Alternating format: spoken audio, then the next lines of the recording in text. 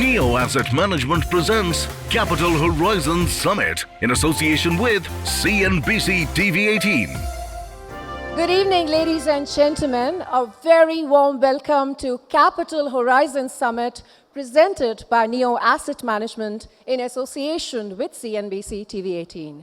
I'm Ashima Jain, and it's an absolute pleasure to be with you this evening. We meet at a moment when capital is being tested and redefined. Across the world, markets are dealing with geopolitical tension, shifting capital flows, and relentless technological change. The headlines move fast, the stakes move faster, and yet, in the middle of that churn, India stands out. With resilient growth, deeper financial markets, and a powerful wave of digital and infrastructure-led investment, India is not simply participating in the global conversation, it is starting to shape it. And that is what makes this summit timely and necessary. Well, this evening, we bring together policymakers, investors, economists, and industry leaders to look past the noise and focus on the structural shifts that will define capital allocation and investment opportunity in the years ahead. From geopolitics and macro strategy to AI, consumer behavior, and the future of financial services, the questions before us are large, urgent, and deeply interconnected. Capital today is no longer judged only by what it preserves. It is judged by what it enables, what it builds, what it backs, and whether it can stay patient, disciplined, and future-facing while doing all of that. So tonight, ladies and gentlemen, we ask, how should capital respond to uncertainty? Where is real opportunity emerging? And how should investors balance conviction with caution in a world that refuses to stand still? In a world of evolving opportunities, staying ahead demands clarity, conviction, and innovation. Let's have a look at how Neo Asset Management is building the future of wealth and helping shape India's growth story for the years ahead. The Indian economy is shifting gears, seizing emerging opportunities unlocked by technology. With massive investments in infrastructure, seeing the foundation for the next phase of growth, private credit, infrastructure funds, and private equity are the fuel to India's growth story. India is one of the very few emerging markets which provides the kind of diversified investment opportunities as far as sectors are concerned, sizes are concerned. Private credit still has a long runway to growth, providing complementary support to bank funding. Join India's foremost policy experts, influential leaders, and renowned economists for an exclusive evening brimming with strategic conversations on macroeconomic trends, regulatory frameworks, and emerging sectors shaping India's future. Curated by Neo Group, who are writing the next chapter in premium wealth and asset management through bespoke expertise, transparent operations, and building enduring trust. Indian AIF industry, it started in 2014, now become a 14 lakh crore. So we are close to 30% of the mutual fund industry already and growing at 25 to 30% per annum. Arming India's elite family offices with actionable insights on aligning investments with India's long-term growth trajectory.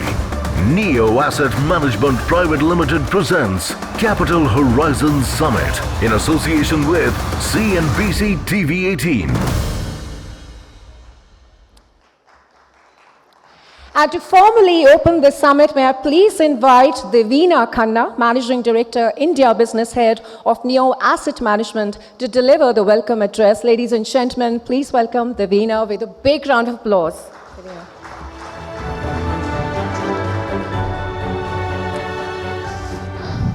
Good evening, everyone. Distinguished guests and industry veterans. Welcome to Neo Asset Management's Capital Horizons Summit. We stand at a fascinating crossroads. While the global narrative is often defined by volatility, the conversation here tonight is about vision.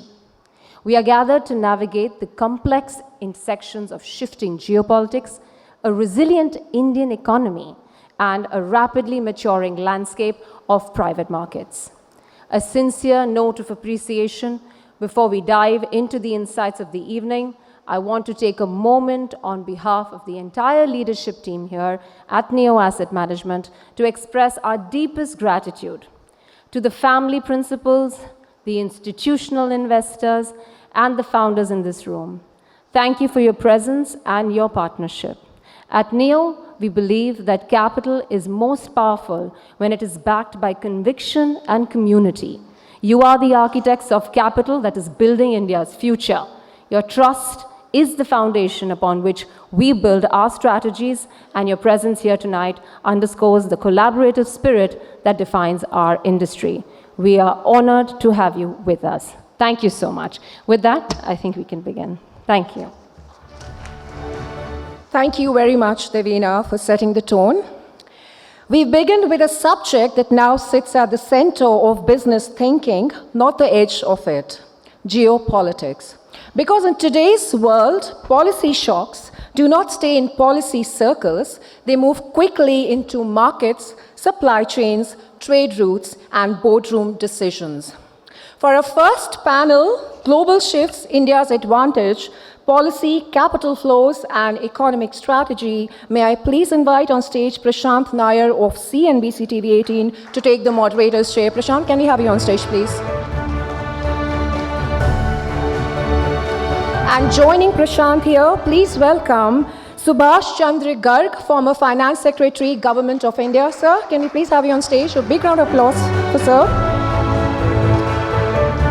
Please welcome Ajay Bisaria, Corporate Strategic Advisor and former High Commissioner of India to Canada. And last but not the least, please put your hands together for Puneet Jain, co-founder of Neo Group and Chief Investment Officer of Neo Asset Management.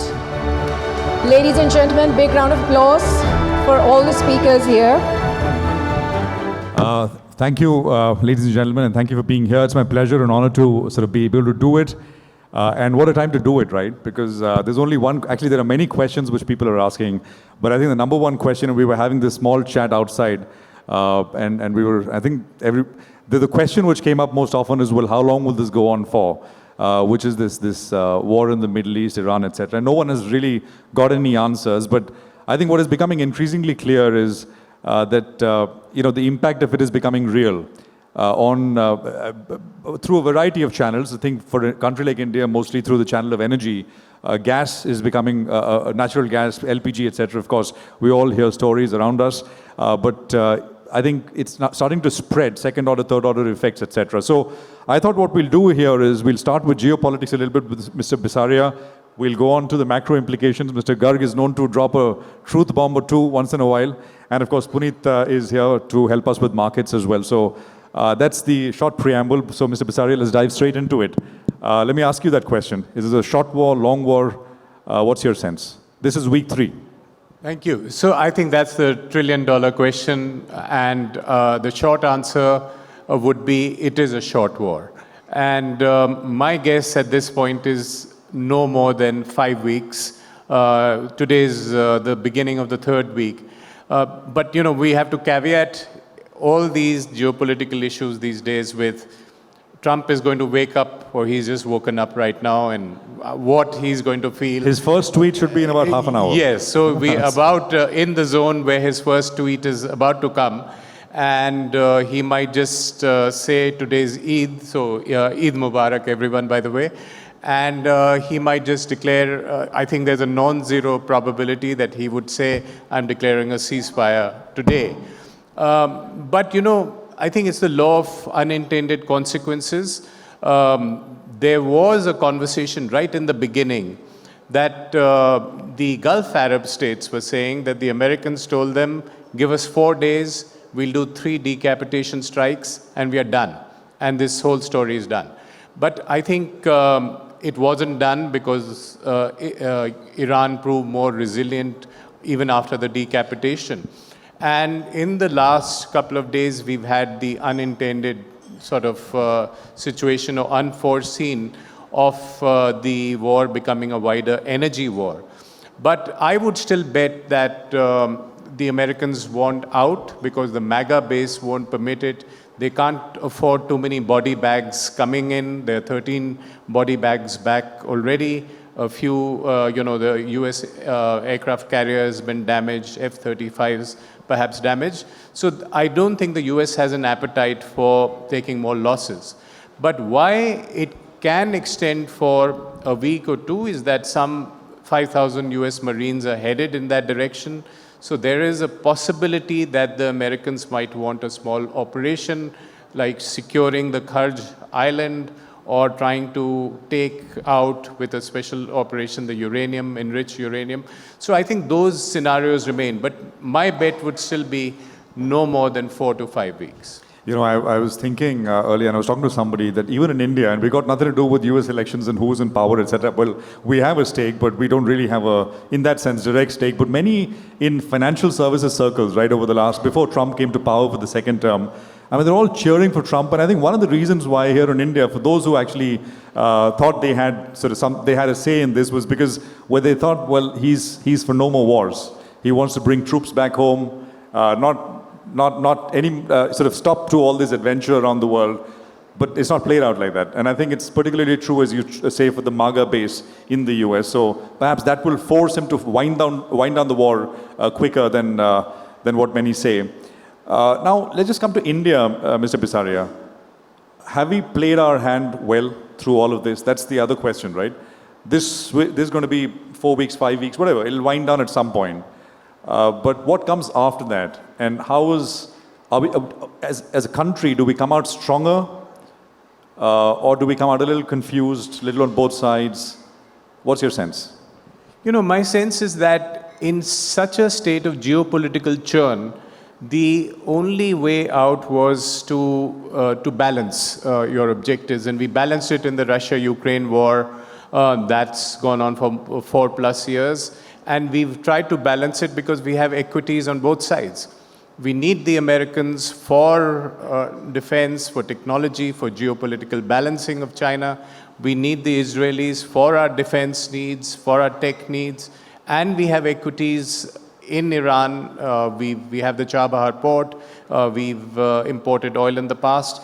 And we have huge equities in the region in terms of 10 million odd Indians and oil and energy interests. So the approach has been right. I mean, yes, and you might argue that you could have condemned an attack a little earlier or not. But I think by and large, being balanced is the right strategy, focusing on interests rather than on values or something more ephemeral. So I think the strategy was right, and there will always be criticism when you're balancing. One or the other side may be unhappy.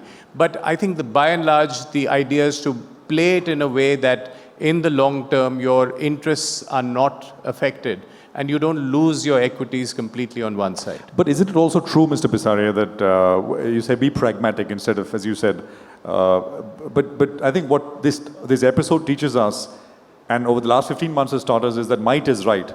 That's the new world order, right? The international rules-based order, etc. I mean, that's been blown to smithereens. So if that is the new world order, which is might is right, and if you're strong, you can do what you want, and then others will just sort of have to live with it. This attitude of sort of, taking care of one's own interests without really putting yourself in this camp or the other, you think that'll serve us well? Yes, so I think it is a power-based order. It's not a rules-based order anymore. And add to that the Trump revolution and Trump taking a wrecking ball to the geopolitical order. He's upturned the trade order. He's upturned, the West Asian order. If 2025 was all about tariffs as weapons, 2026 is actually using the B-52 bombers. And as soon as Iran is done, he wants to go to Cuba. So it is an era of the Americans trying to be the superpower again, and one that is exercising military power in distant lands. So I think the approach has to be of short-term negotiating with the Americans. We have huge equities there. We've successfully got a trade deal, and that will serve us well in the next few months. But in the medium term, the strategy is to diversify, and hence the India-EU deal, and hence the deals with Canada, with the middle powers. And in the long term, there is no option but to reform, strengthen within, because that's the kind of world we live in. We'll have to play that game. Okay, let's get the macro picture, Mr. Garg. I think we are paying $100 a barrel now for oil. You were telling me that the Indian basket, of course, is much higher. We don't know the exact figures of what we are paying, but we buy 5 million barrels of oil a day, right? So that's a lot of extra dollars, which is outflow. It's showing up everywhere. The rupee, of course, is one part of it, foreign portfolio flows. But macro implications, Mr. Garg, just lay it out for us. See, Prashant, we are so much dependent on oil. We wanted to reduce its dependence, but we have not been successful. That is what is to my mind, is the critical question. What can we do to reduce our dependence on oil? Because oil, at some point or the other, will keep shifting. It will go down, but it will go up as well. You can't, by keeping the prices at one level, manage all the volatility. That's not possible. Now, reducing the dependence on oil is essentially, there are two ways.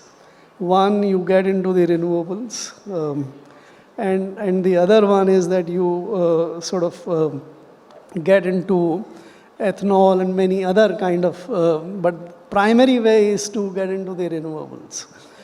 So that is, we should look at whether we have had a successful strategy on sort of diversifying to renewables.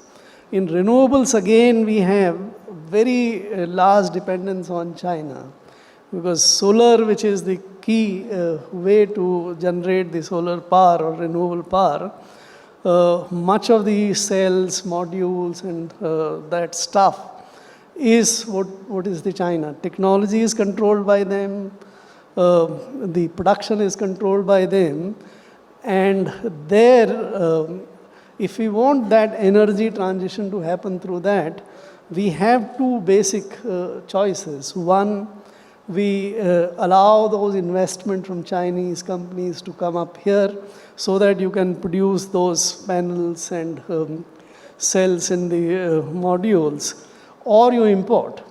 We have so far been importing. For the last 10-15 years, our strategy is import dependent.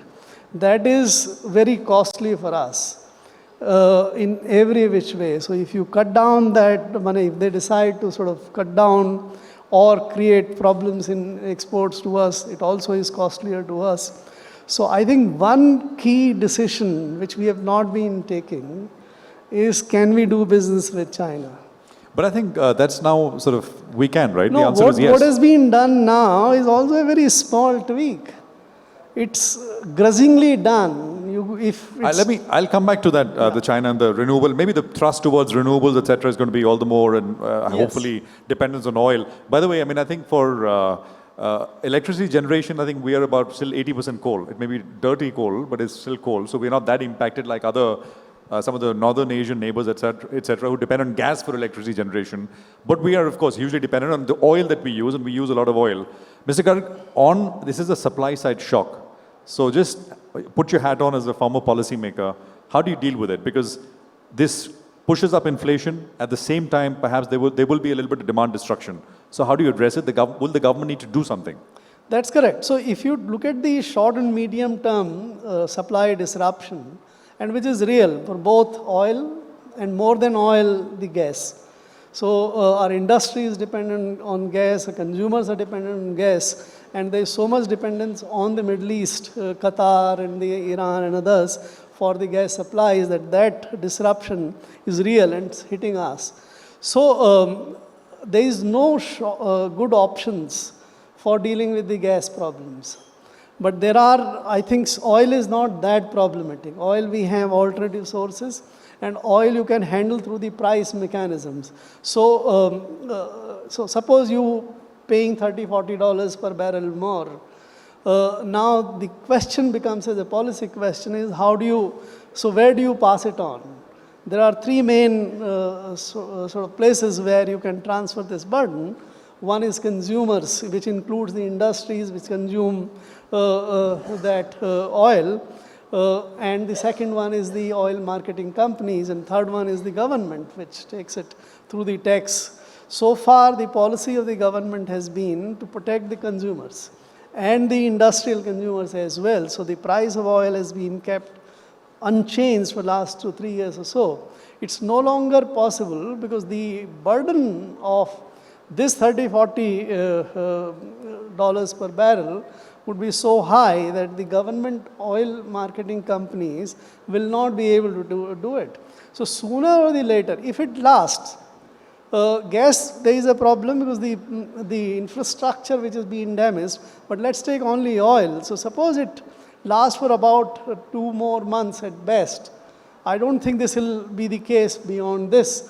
It might be more normal in 15 to 20 days, but let's say 2 months. So if you have 3 months disruption, the government will probably see that much of it is borne by the oil marketing companies, and indirectly, if it comes to that the government provide for some support later stage for the under recoveries. But essentially, I think the consumers and the industrialists would be protected on the oil front. Consumer right on top, industry, and then of course, I mean, the government tries to take the bulk of the impact. Though as you're saying, for now. noted today itself, the government has we've raised seen a small prices actually for consumers, the and the industrials, premium fuel and industrial as well. Industrial diesel, yes. That has been increased by 20 rupees or something. So that you can't hold on very long. This would be a serious. So I think the answer will depend on what Mr. Bisaria said: short war, long war, and I think the longer it stretches. There, I think the situation, to my mind, is different. Those who started the war, Americans and the Israelis, thought that it will be real short. In 2-3 days, we'll be able to finish the Iranian infrastructure, military infrastructure, and we'll also have a regime change because people are waiting to change the regime. Those objectives did not... Obviously, they got it wrong.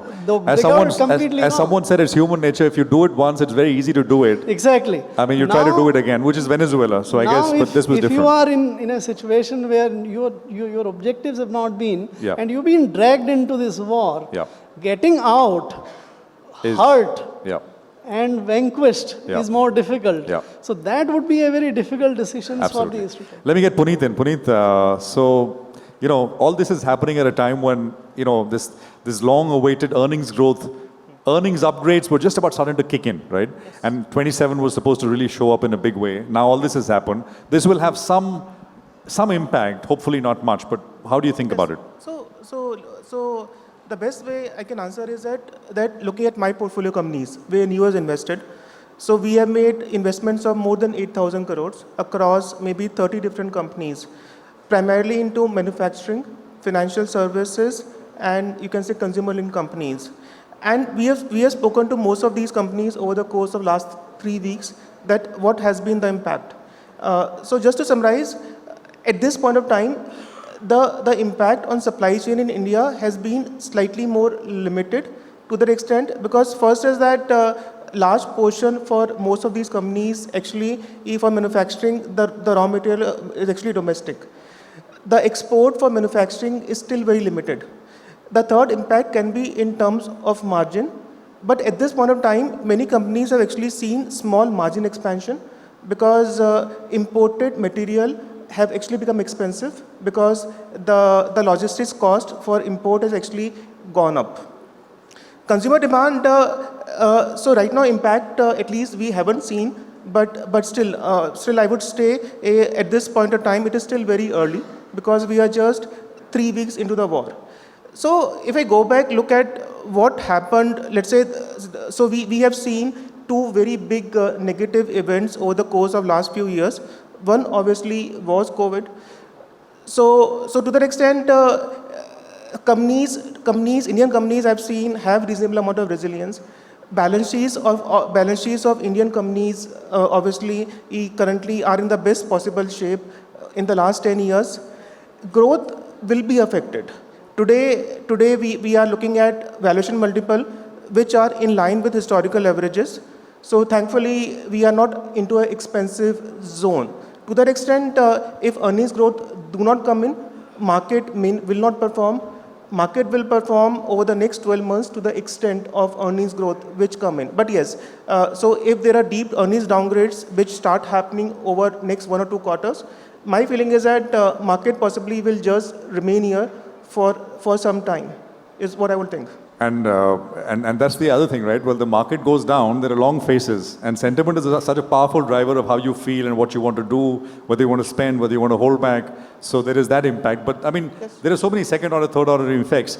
Just last word to you, Mr. Pisari, we're on the running on the clock. But you know, whenever this ends, right, the world realizes that there is this Strait of Hormuz now, which everyone is talking about. There are these choke points.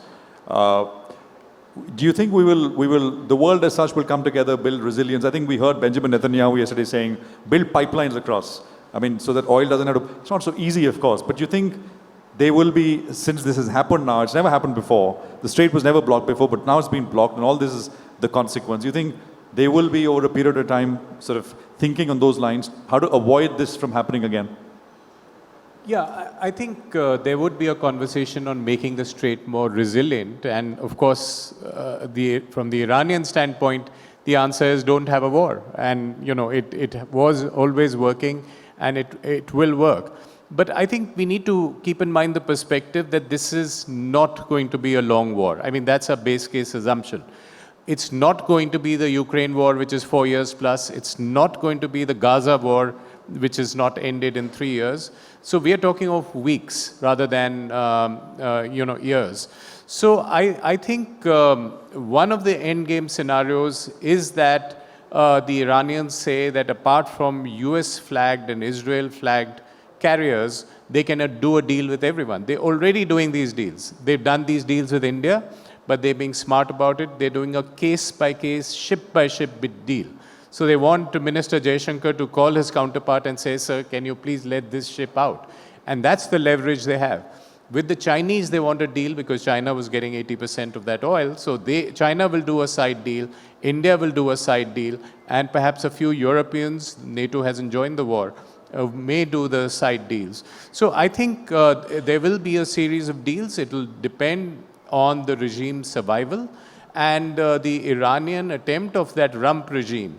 Might be to just, allow this on a conditional basis. But if the Americans get stuck in a quagmire of saying we have to secure Hormuz completely before we exit, that is dangerous for them. Then they might get caught in a much longer war. We can go on for another hour. There's so many ways to sort of approach this one, but as I said, we're running out on the clock, out of time. Thank you very much, gentlemen. Mr. Garg, Mr. Pisaria, Puneet, thank you for laying this out for us.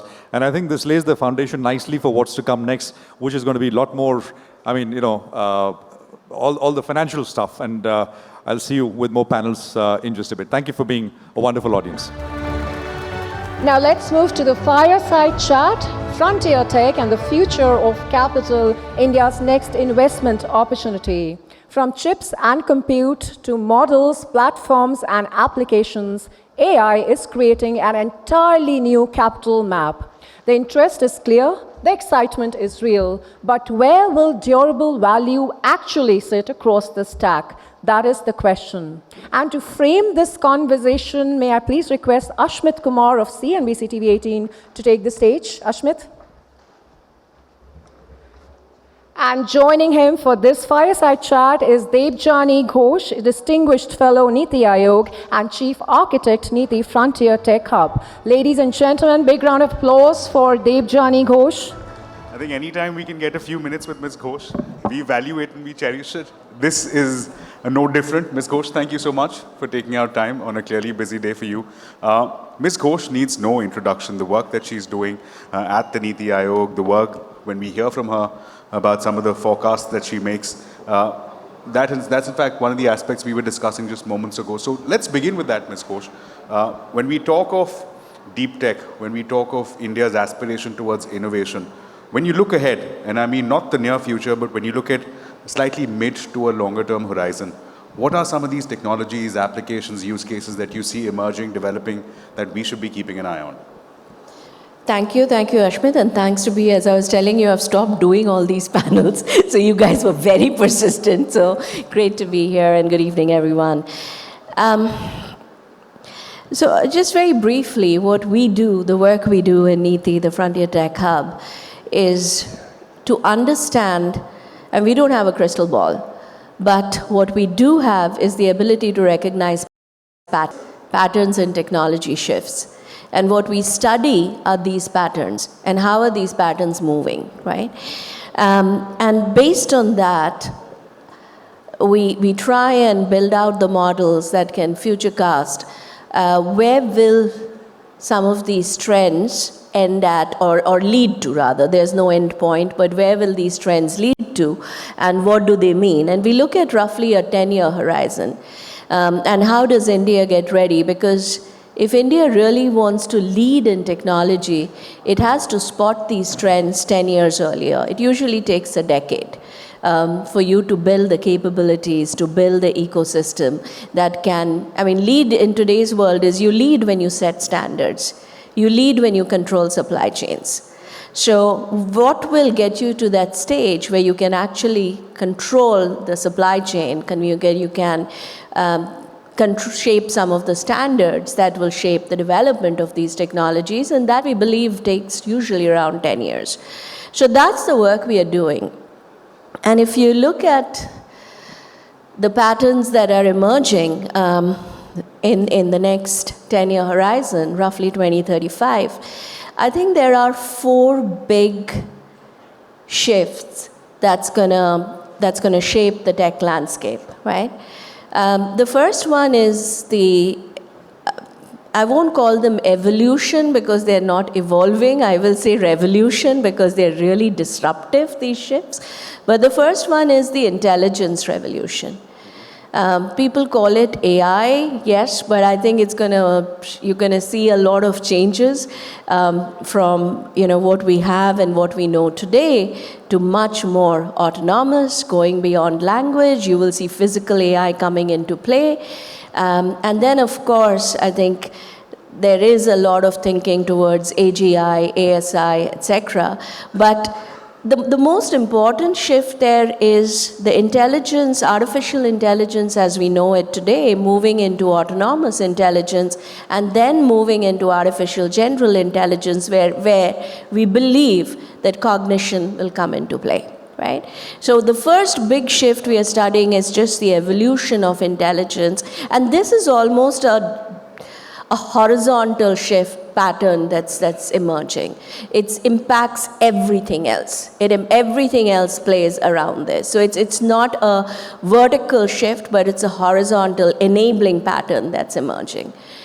Then the next big one, which we believe in 10 years for sure, but we think it's going to be shorter, is going to be way more disruptive than what we are seeing today with AI, is the transition of biology to becoming programmable biology, where you can pretty much engineer or re-engineer your cells, your DNA, right? And that has tremendous potential. From crops to human beings to materials, it can completely disrupt material science. There's tremendous potential. But for me, that's the most disruptive shift that's going to happen, which is the emergence. It's already happening, by the way, but you're going to see the mainstreaming of programmable biology, right? The third shift is the energy revolution. I think that you all have talked a lot about from what I can gather, so I won't go too much into it. But also in the energy revolution, it's not just going to be, for all of them, it's not just going to be what happens to the technology, but also the geopolitical dynamics. It's very, very interesting to watch what we think, again, what are the patterns saying. And then the last one is the compute revolution, and I think there are 2 things that we are looking at here. The first is compute will move from centralized to the edge. It will move out of centralized data centers to maybe data centers at the edge. You are going to have compute where you need it, real time. So I think that's one huge opportunity, especially for India. And then the next one is quantum becoming more mainstream, applied quantum. And there's a lot of people mistakenly think that quantum is going to replace compute as we know it today. That's not going to happen. You're going to have two parallel tracks.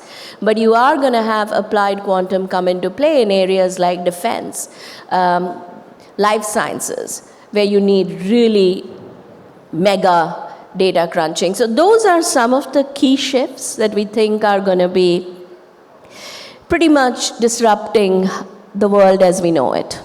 I think those are some very interesting insights that you bring to a room full of investors who are looking at perhaps the next wave. What's next is very often the question we get asked. But speaking of what's next, having identified what some of these opportunities are, let me begin to ask you, are you seeing that kind of interest when it comes to private investors and you talk of these deep tech companies coming up? They're promising, they hold promise 5-10 years from now. But that's a long gestation period. Are you seeing interest, private money coming in? Globally, yes. India, I hope I'm wrong, but no, I'm not seeing it. I don't know how many of you are investing in deep tech, but in fact, we were just discussing this, right? One of the numbers we've been tracking is deep tech investment in growth stage startups, where you can build what we call the national champions, which are very highly needed in India, right? And that's, I think, the most important funding that has to go into deep tech. And that has declined in India from 4 billion, which was very little to start with, in 2024, that has gone down to around 3 point something, or 4 billion to 3 point something in 2025, right? And that's a shocking trend. And I think, at least, and again, I hope I'm wrong, but my take is, I think the deep tech investor is a very different animal. You know, you need someone who really has that long-term perspective, who has a very high risk-taking ability, who's technology savvy, understands technology, right? And therefore knows where to place those bets. I think that community, that tribe is yet to grow in India. It's there, but it is small. You mentioned it's a different kind of beast, it's a different kind of animal. So let's talk, what will it take to unlock the animal spirits? So far, at least when it comes to, say, semiconductor or via the PLI schemes, we've seen the government bat on the front foot, where the government is taking the lead, the government is giving that capital support. Is that the underlying aspect that will unlock the private investment, private capital, or will it take more than just that? I think government leading deep tech investments is the norm. That has happened everywhere. You look at DARPA in US.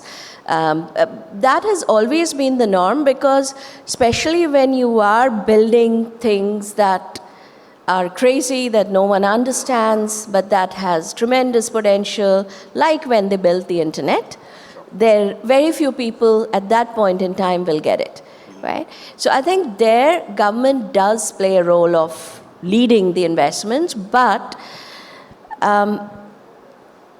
the deep tech ecosystem is getting more and more mature now. So, you know, this is where the lack of private investment is definitely worrying. And what needs to happen, government is continuing to fund RDI, etc., is set up to encourage deep tech funding. We need to see enough takers, and I hope that will happen.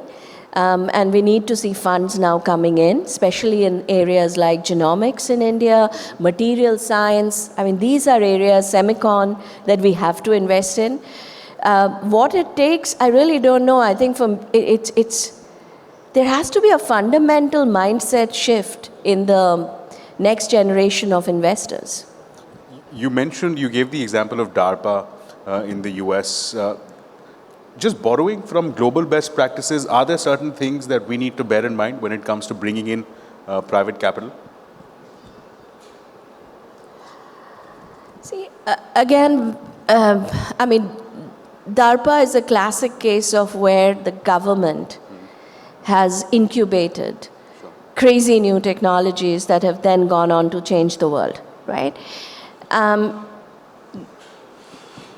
What has worked well there is, it's not just about growing thousands of startups, but it's building national champions, right? Tesla has come out of it. You've had really solid companies coming out of it, right? So I'm not answering your question exactly, but I think what we have to do and what I'm, trying to advocate is, even within India, we have to make some strategic bets with respect to where we fund. What are those 5 or 6 clusters where we really want to put our money, whether it's government, whether it's private.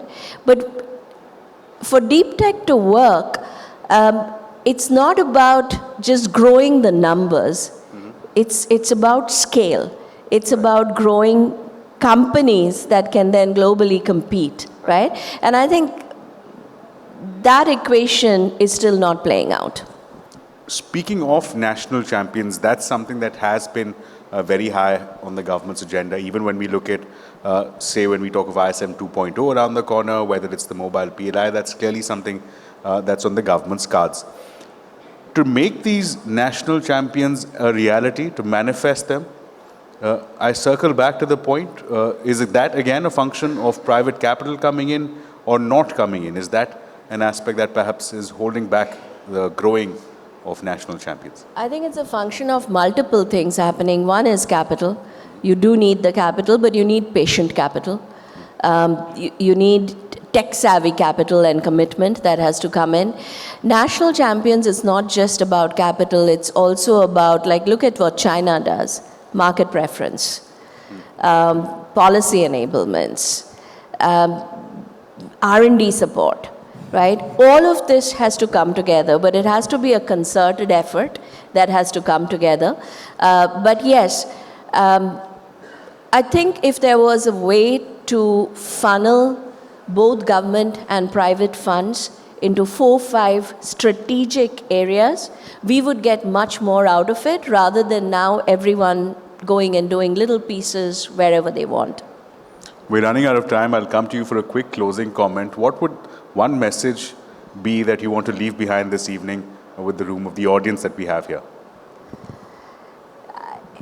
I think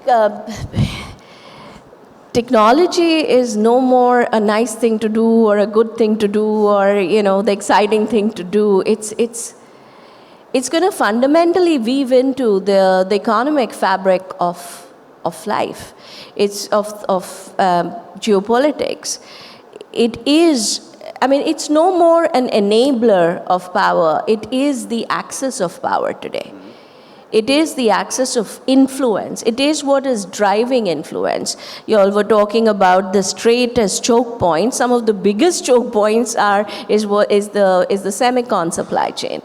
One of the bigger choke points that's going to come up now is the energy supply chain. Right? So technology is the axis of power. There is no doubt about that anymore. And I think the question is, one, do you want to be part of that ecosystem? And by the way, one thing before I forget, for those of you who haven't read, China recently came out with their 15th national plan, 5-year plan, which just got passed March 12th, if I'm not wrong, at the 2 sessions. Please do read it. Because it's no more about AI leadership or quantum leadership or semicon leadership. It is about how do you bring all of this together to build that architecture, the new architecture for the economy.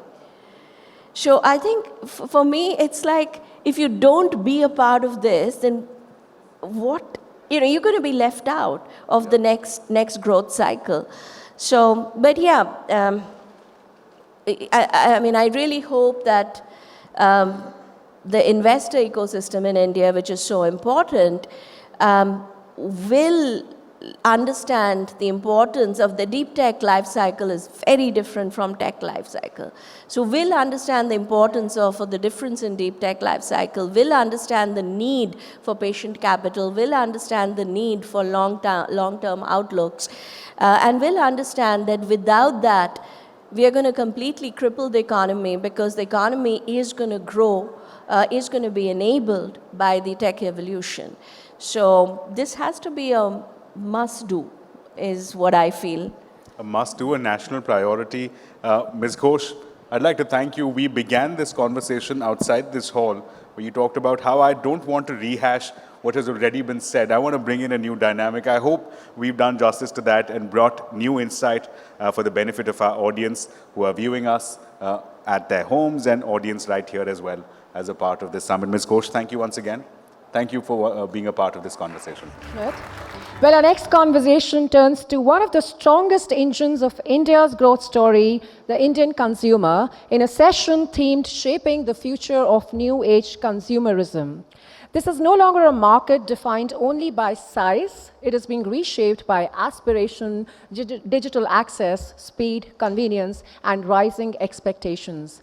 Consumers are changing how they discover, decide, spend, and stay loyal.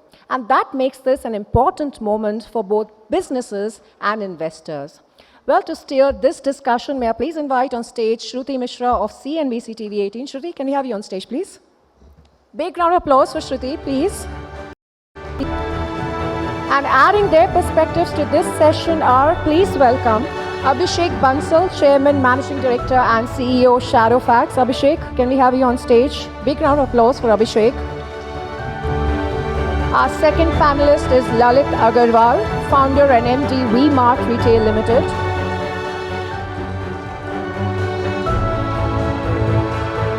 Now please welcome Ankush Grover, co-founder and global CEO, Rebel Foods. And ladies and gentlemen, last but not the least, please welcome Ashish Fafaria, partner, Bloom Ventures. Shruti, over to you, all yours. Yes, thank you, Ashima. Gentlemen, many thanks for joining us today. Now, India's consumption story really is becoming far more layered. Premiumization at the top, uneven recovery in mass segments, and rapid disruption in how consumers really discover and buy. So let me start by understanding where demand is really coming from. Abhishek, let me start with you. How are you seeing the key drivers of consumption evolve today? You know, the whole debate between rural versus urban. Is it still more urban-led? Are you seeing a meaningful rural recovery? And within that, is growth more premium-led?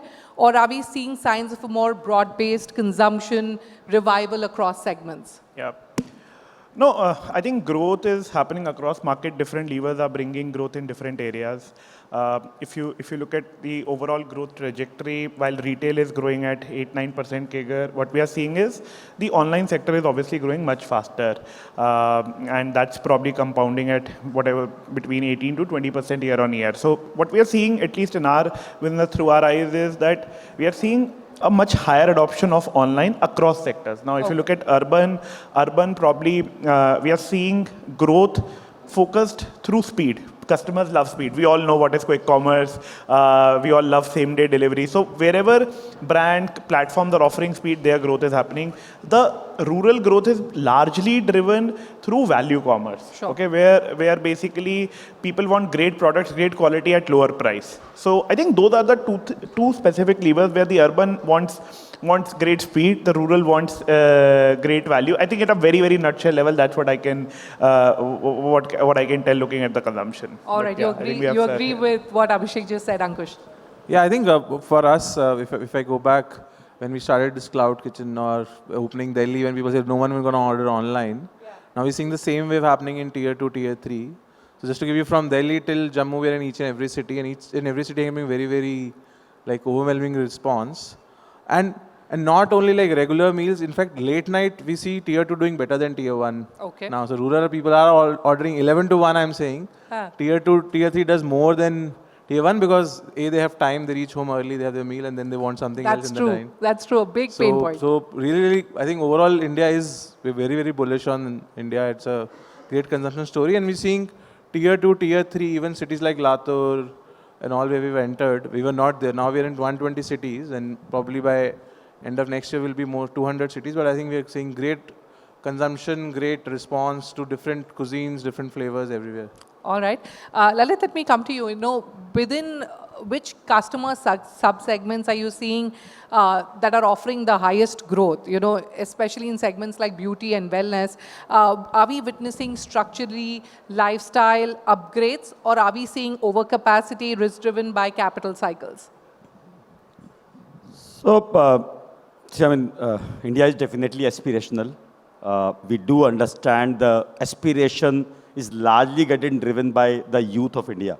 And the youth definitely, certainly wants to consume or look better or be better in their lifestyle perspective. But still, the rural India, the semi-urban India has a different notion of lifestyle and a different understanding of that. And it is a fight both between aspiration and survival. And 70% of India is on that border of survival. Yes. And that is where entire, like, I always give you this example that large part of India consumes apparel only 2 times a year, when there is a need and when there is required. But that 2-time apparel consumption also is now coated with aspiration, because their role model is also similar to what we all are looking at. And they want to consume and look like them. But they definitely want to only do it within their budget, within their cost. So that is where we need to understand that there are segments and everything is growing. Apparel is also growing. They are fashionable. They want to look the best, but they still want it at an affordability. So whatever is affordable, so in a smaller town concept, in a larger part of India, which 80% of India is, I think that works, and everything on that line is working. And premium product also work. For a small example, in biscuit segments, the premium biscuits called chocolate biscuits and creamy biscuits are working more better than the smaller ones. All right. Picking up from what Lalit just mentioned, Ashish, do you think, are we increasingly seeing a K-shaped consumption economy where, sort of high-income consumers are still getting what they want, and whereas, lower-income households are still struggling with inflation and survival, like Lalit mentioned? So I'll break this up into 3 parts very, very quickly. At the top, we have what is Mexico, $13,000-14,000 of per capita GDP. And that is the top 3 crore households in the country. Coming down, you have in Indonesia equivalent, which is $3,000 of per capita. That's about 7 crore households in the country. And then you have sub-Saharan Africa, which is 20 crore households, right? That's a sum total of the India and the Indian opportunity. Now, why am I saying this statement of sum total of India and the Indian opportunity? Is whereas at the top, you would see premiumization and people will go for cookies, and then there'll be people cribbing about the Parle-G strategy of reducing the packet size and keeping the price at 5 rupees still, right? So we exist, our reality exists on both the extremes and everywhere in middle points of these extremes. Okay, so I want to ask you, being an investor, how should investors think about allocating capital within these segments? So I think there has been a fair bit of money which has gone into trying to hope that the aspirant class, which is the middle part which I said, will consume like the consuming class, which is the equivalent of the Mexico example that I gave. And that's where I think the mistake cannot be made. So to the extent you understand that the founder and the investor is going for that respective TG, I think you're in a great shape. So if you're trying to offer a service where the expectation is the same level of quality, finesse, product at the top level, but the pricing is at the bottom or the middle, ain't working for sure. Okay. But if somebody comes and says the sub-Saharan Africa equivalent of India cannot consume at all, sorry, I differ. Okay. We have several offerings, financial services starting upwards, where people are asking for consumption. You ask any FMCG player who will say that, no, I don't care about my rural consumption, and they will say, no, what are you smoking about? So there is going to be the right TG, and what you are expecting as economics is going to be the key thing. The era where you can buy customers and customer loyalty was never there in India, more so now. All right, I love the analogy that you gave. Now that we've talked about where demand is coming from, let's zoom in into a sector which has seen massive disruption in the last few years, which is food and dining. And Ankush, coming to you, what is the expected growth rate that you're seeing in restaurants and cloud kitchens? I think overall, again, India has moved from, like if I go back a few years it used to be Indian, Chinese or South Indian. Yeah. Now Indians are consuming Pan-Asian, they are traveling well, so Japanese has become a big thing. Korean, so if I ask my kid today what do you want to eat out, he's not going to say any of these, he'll say Japanese, Korean or pancakes, and I think there's a lot of, so I think overall consumption, and that's why we see a lot of QSRs numbers being struggling, but overall food consumption is going up, and I think we've been like compounding it now, double digits even in the tougher times, and we're very hopeful. I think consumption is now getting fragmented, and the number of occasions the consumption is happening is also very high. So while dining is also going well, I think delivery is also booming for us because, as he mentioned, there's a middle layer and the top layer, and even now the aspiration layer is also consuming because affordability of delivering has become low. So you can order a 150 rupees meal also now, and then on the other side you can go to the premium segments. And food is something which is, the beauty is, we also have a chai at Tapri and we also go to 5-star for a meal. So it's oscillated in all the segments. So I think as consumption is going up, all the segments going to do well. And just backstage, you were telling me that you're still today, in fact, you opened another cloud kitchen. So it's going good considering what we're seeing, global conflicts. I think you opened one cloud kitchen in Dubai, is it? Yeah. So we being rebel, so today we opened a new kitchen in at its truest nature. Yeah, you decided to open in Dubai. No. So we have business presence there, but I think it was ready, so team wanted to open on Eid, today being Eid there. So I know there's a lot going there, but that's the reason we call ourselves Rebel Food, so we opened it today. But yeah, I think clouds, and in the last 1 year, we've been to 40 new cities, an aspiration to go to 200 cities, as I said, so we're seeing great consumption in tier 2. And even in Dubai, from 10 kitchens a year back, we're now in 20 kitchens, 20 locations. So same thing happening there. The new Emirates are doing, like Ajman, Ras Al Khaimah are doing well. And on the delivery side, I just wanted to add, because of Ankush, our median size used to be 32 for trousers. Now it is shifting to 34. So there's an opportunity of gym chains also. That is true. No, health food is becoming a big thing. Yes, I was about to say that. So we are launching one in India. We have one in Dubai, which is like growing 3x every year. Yeah. All right.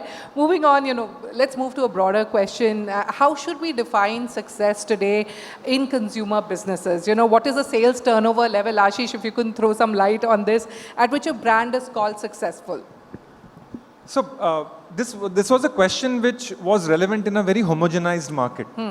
25 years ago, if you ask this question, people will say that 100 crores is a great number because you had only so many brands, so many product ranges and offerings which existed at the turn of this millennium. When we fast forward life as it stands today, you are launching probably more brands and products than what you had 25 years ago. Yes. Just to put in perspective, right? That's the level of chaos or growth, whichever way you like to put it. In that kind of an era, there is very niche segment where if you are even 100 crore or $10 million brand reaching to a few thousands of people, you've arrived because you don't need more than that TG to be needing to know that a very high class restaurant or a very high gym or a high-end product exists in the market, right? Proteins as an example. You have a protein bar at 50 rupees also, and then there are some very, very high quality, high-end products which are available. And then there are some of the other segments where you say that you need to be at 500, 600 crores. The point is, at what point are you going to be able to command a certain margin structure? Absolutely. When you are today going out there and saying that I'm going to throw a certain amount of product in the market, if it is going to be 20, 30%, it's not a brand. If you have to spend more to get the customer back, it's not a brand. If you're going to give discount to get the customer to be loyal, it ain't qualifying as a brand. All right. So let me get an Abhishek. Abhishek has a definition of scale change from GMV to profitability, repeat rates, and our founders today building scale very differently compared to their last funding cycle. Are you doing that? No, I think we are a listed company now, so I think there's a lot more discipline as you go towards listing, right from profitability to growth projections to scale. I think what founders, I think at least 5-7 years back, it was all about growth at all cost. Today, it is India is a market where everybody wants profitability and growth. It's not either as an option. People want growth. So I think founders are building toward that. I'll probably like to add something on the brand front as well, and because that's a huge opportunity even that we are seeing, and it's something how even India's shopping is changing. Okay, today what we are looking at from a growth standpoint, from a market penetration, premiumization standpoint, everything is getting branded. Think about 20 years back when we were growing up, or at least when I was growing up, nothing was branded. आप आटा भी लोगे तो मतलब चक्की का आटा होगा. Okay, today you go I to like when you said we. It's applicable to most of us. So egg is also branded and there's a controversy. Sorry? Now the egg is also branded and there's a controversy. Yeah. Now, I mean, today you get a millet atta, jowai atta, high protein atta, everything is getting branded. And in India, it is about how do you pick up a niche, how do you build a meaningful, scalable business with healthy margins and a good brand. Now, it can be a 50 crore brand, it can be a 500 crore brand, but is that margin structure, is that growth number defensible or not? I think become a big question. Yeah. Let's shift gears to distribution now, because the way consumers are buying is changing as rapidly as what they are buying. E-commerce emerged as an alternative distribution channel over the last decade. Now we've got Q-commerce, which has emerged in the last 2 to 3 years. So is Q-commerce substituting organized retail? Is it substituting e-commerce, or is it creating additional income? So that's a great question. See, if you look at quick commerce as a sector, and we work with every quick commerce company out there today, so we have a huge variety of data across the top 100 cities of the country. Now, if you look at quick commerce as a sector, typically that is selling grocery, and grocery had the least amount of online penetration until quick commerce emerged. And that's a sector which is growing fast. Now, to understand where the shift is actually coming, is it coming from the online grocery or is it coming from the offline? I think it's a very easy answer to figure out. If we look at the channel-wise sales for every FMCG company, okay, you will see there is a gradual degradation of the GT segment, the general trade segment, and that essentially is directly moving into online. It's not the modern trade. Modern trade continues remaining 9-10% of the segment. It is still similar to that sort of a number. Online has gone from like some 6-7% to about 17-18% for most large companies today, and that's coming at a cost of probably the GT channel. What we are also seeing is that the impact probably in the top 20 cities is far higher than the remaining part of the country. So I think a lot of it is just things moving online, and that's the shift in consumer ordering, consumer expectations today. All right. Lalit, let me come to you. Is e-commerce and Q-commerce resulting in market depletion for the incumbents? Be it HUL, Nestle, P&G, do you believe it's doing that? No, I don't think it's a market incumbency piece, but it is more about innovative mindset. It is more about talking and being present in the new age era with the youth, where the youth wants to be, where the Gen Z wants to be, where the Gen Z wants to. So that the brand piece, where a lot of new brands got created, like only in beauty and skincare, if we look at, there are more than 500 brands which just came in the last 3 years and which are surviving. And these new brands have just come in on the base of e-commerce or quick commerce. And largely quick commerce is giving them so you would find the top 5 companies, within the top 5 companies of quick commerce businesses, you will see top 3 maybe aisa brand aa raha hai jo pehle nahi tha. So these new bigger or the bigger chain or bigger conglomerates are not being so innovative. I think that is where they're losing some part of the growth business. They're not losing business, they're losing the growth part. Yeah. Because if the consumption in that aspirational segment is growing by 18%, 17%, they may be growing at 6%. And that's the only difference that they need to cover. And मतलब वो ओले cream होता था, वो मेरी mummy के लिए था, अब आज की यूथ के लिए वो ओले क्रीम भी उतना ही relevant है ना. That is what P&G has to look at. Okay, so are omni-channel brands now structurally more defensible today? Than the digital-only brands? Do you believe that omni-channel strategy is really working? And does offline still remain critical? See, we do. We come from a world where we believe that the consumer, and 70% of my audience consume 2 to 3 times in a year, and we believe for them it's an investment decision, and they don't take decisions looking at a photograph. So that's my primary belief. So we believe 90% of the time they will want to shop with an experience, with touch and feel. Okay. But there will be a 10% of opportunity or 15% of opportunity which they would want to buy ex-tempo and whenever they are and wherever they are. And that is where I think the world of omni-channel comes in, and the omni-channel is a reality. It is going to become bigger and bigger, and it is going to remain there. So digitalization cannot go away from the lives of people. Shopping processes and shopping journeys are changing, and that will definitely be there. But yes, the culture of that shopping needs to also get adopted, especially in India. Looking at the entire return, refunds, and all of these pieces, where the business shouldn't just go to Abhishek, just simply we should also get some business. Yes. Ashish, you wanted to add something? No, I just wanted to add that merchant is where the market is. And market is where the consumer is. So if the consumer is going and saying that I'm not at the shop front, I'm going to be on the phone, you discover me there, or you get me goods in 20 minutes, so be it. And what we are highlighting is the fact that a company, let's say, a good company, let's say Purple in our portfolio, they will do stores, they will do quick commerce, they will do e-commerce. So people will find ways and means to get there. And that's the best company which will run for 100 years because it'll keep changing form factors of delivery. So at the end of the day, you're saying that life for us is very difficult. I'll tell you it's something again which a will, rural and urban thing, perhaps. Yeah. So I'll tell you something which will make your life even more difficult now. Okay. So we're ganging up on Lalit, is it? Okay, go ahead. Yeah. So basically, see, omni-channel, first of all, from a brand standpoint, it's not an easy strategy. Okay, for brands which have done online first, going into offline has actually killed a lot of brands. Brands which are traditionally very, very strong offline, going online killed either their margins or something else for them. So it's not very easily interchangeable for a brand to just think tomorrow and become an omni-channel sort of a brand. Now, what people are actually doing is something very different. And omni-channel, as Sir said, the look, touch, feel of a product, how do I get that? It's not visible on an e-commerce website.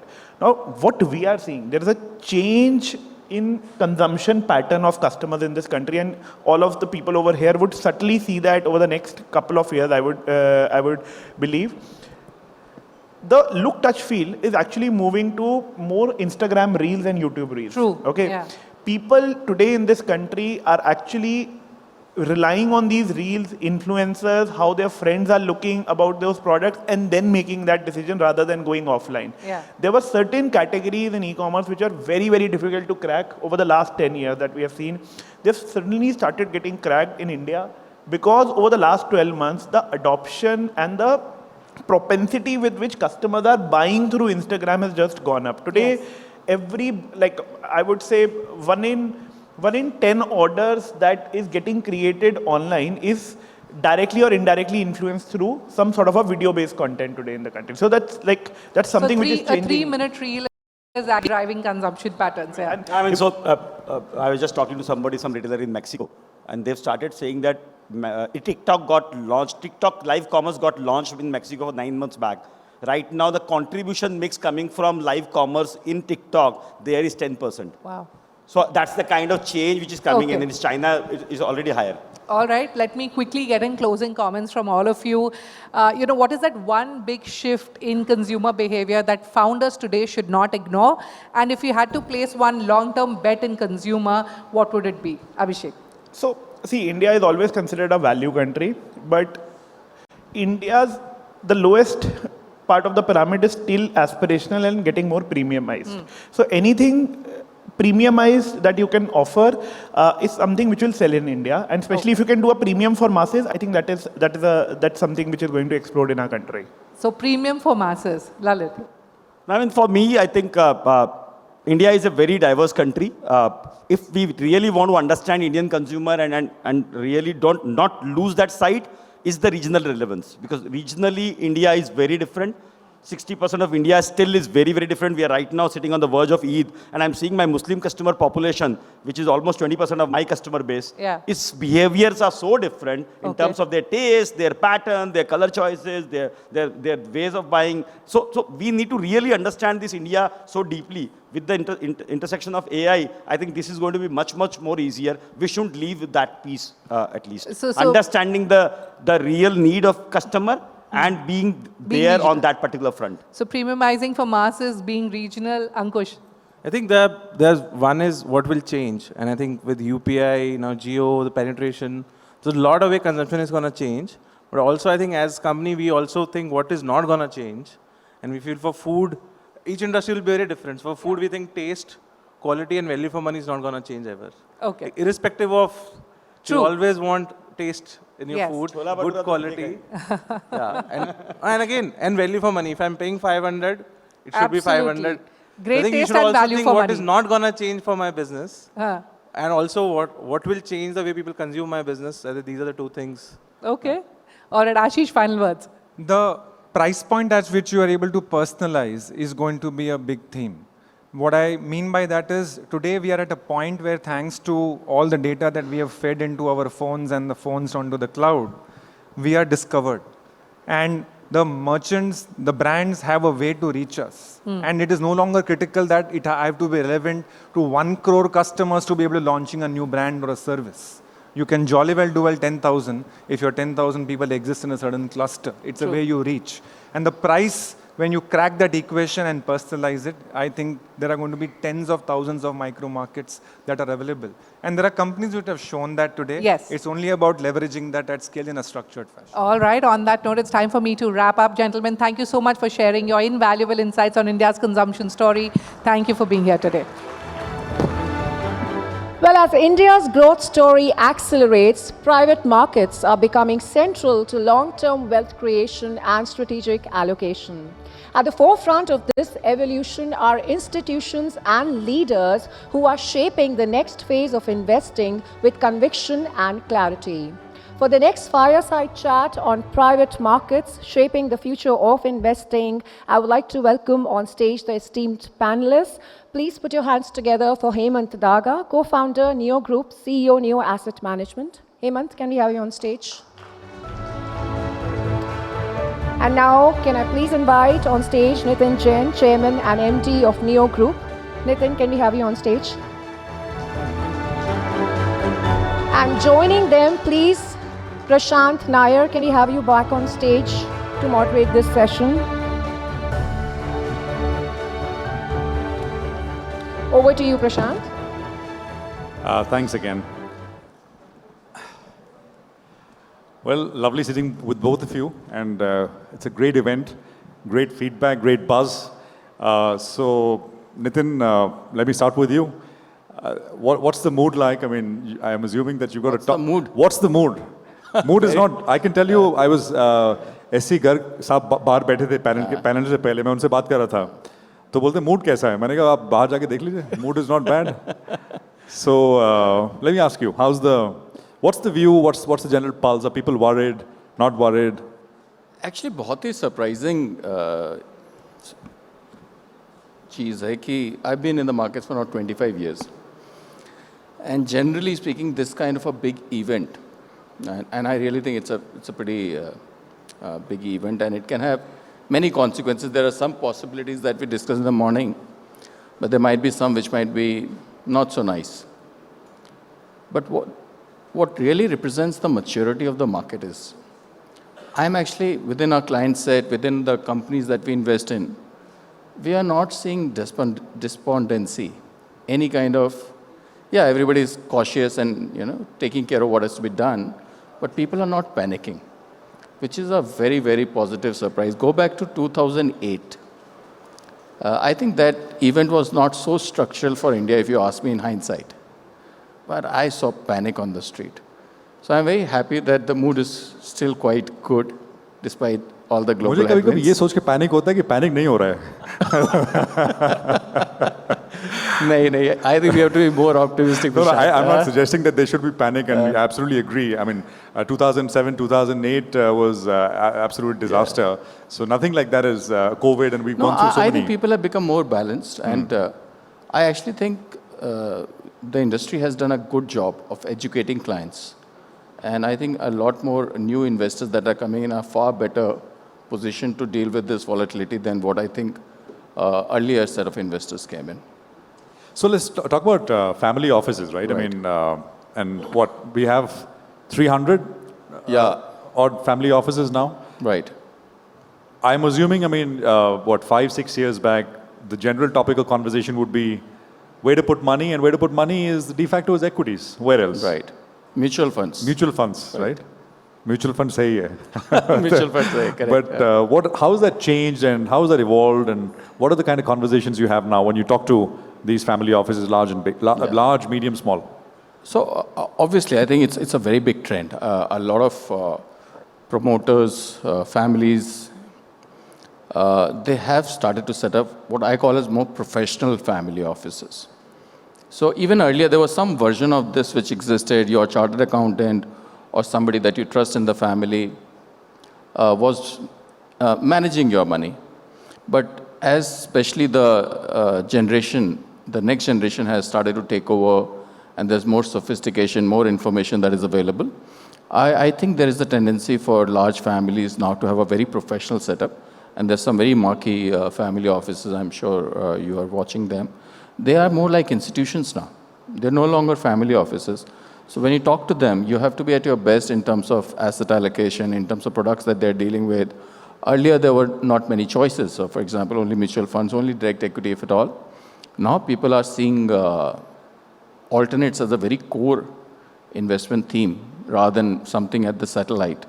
So I do think as Neo, that is an area that we are really focused on. So Aplok, private markets is the big thing, right? Absolutely. Right? That's the core proposition.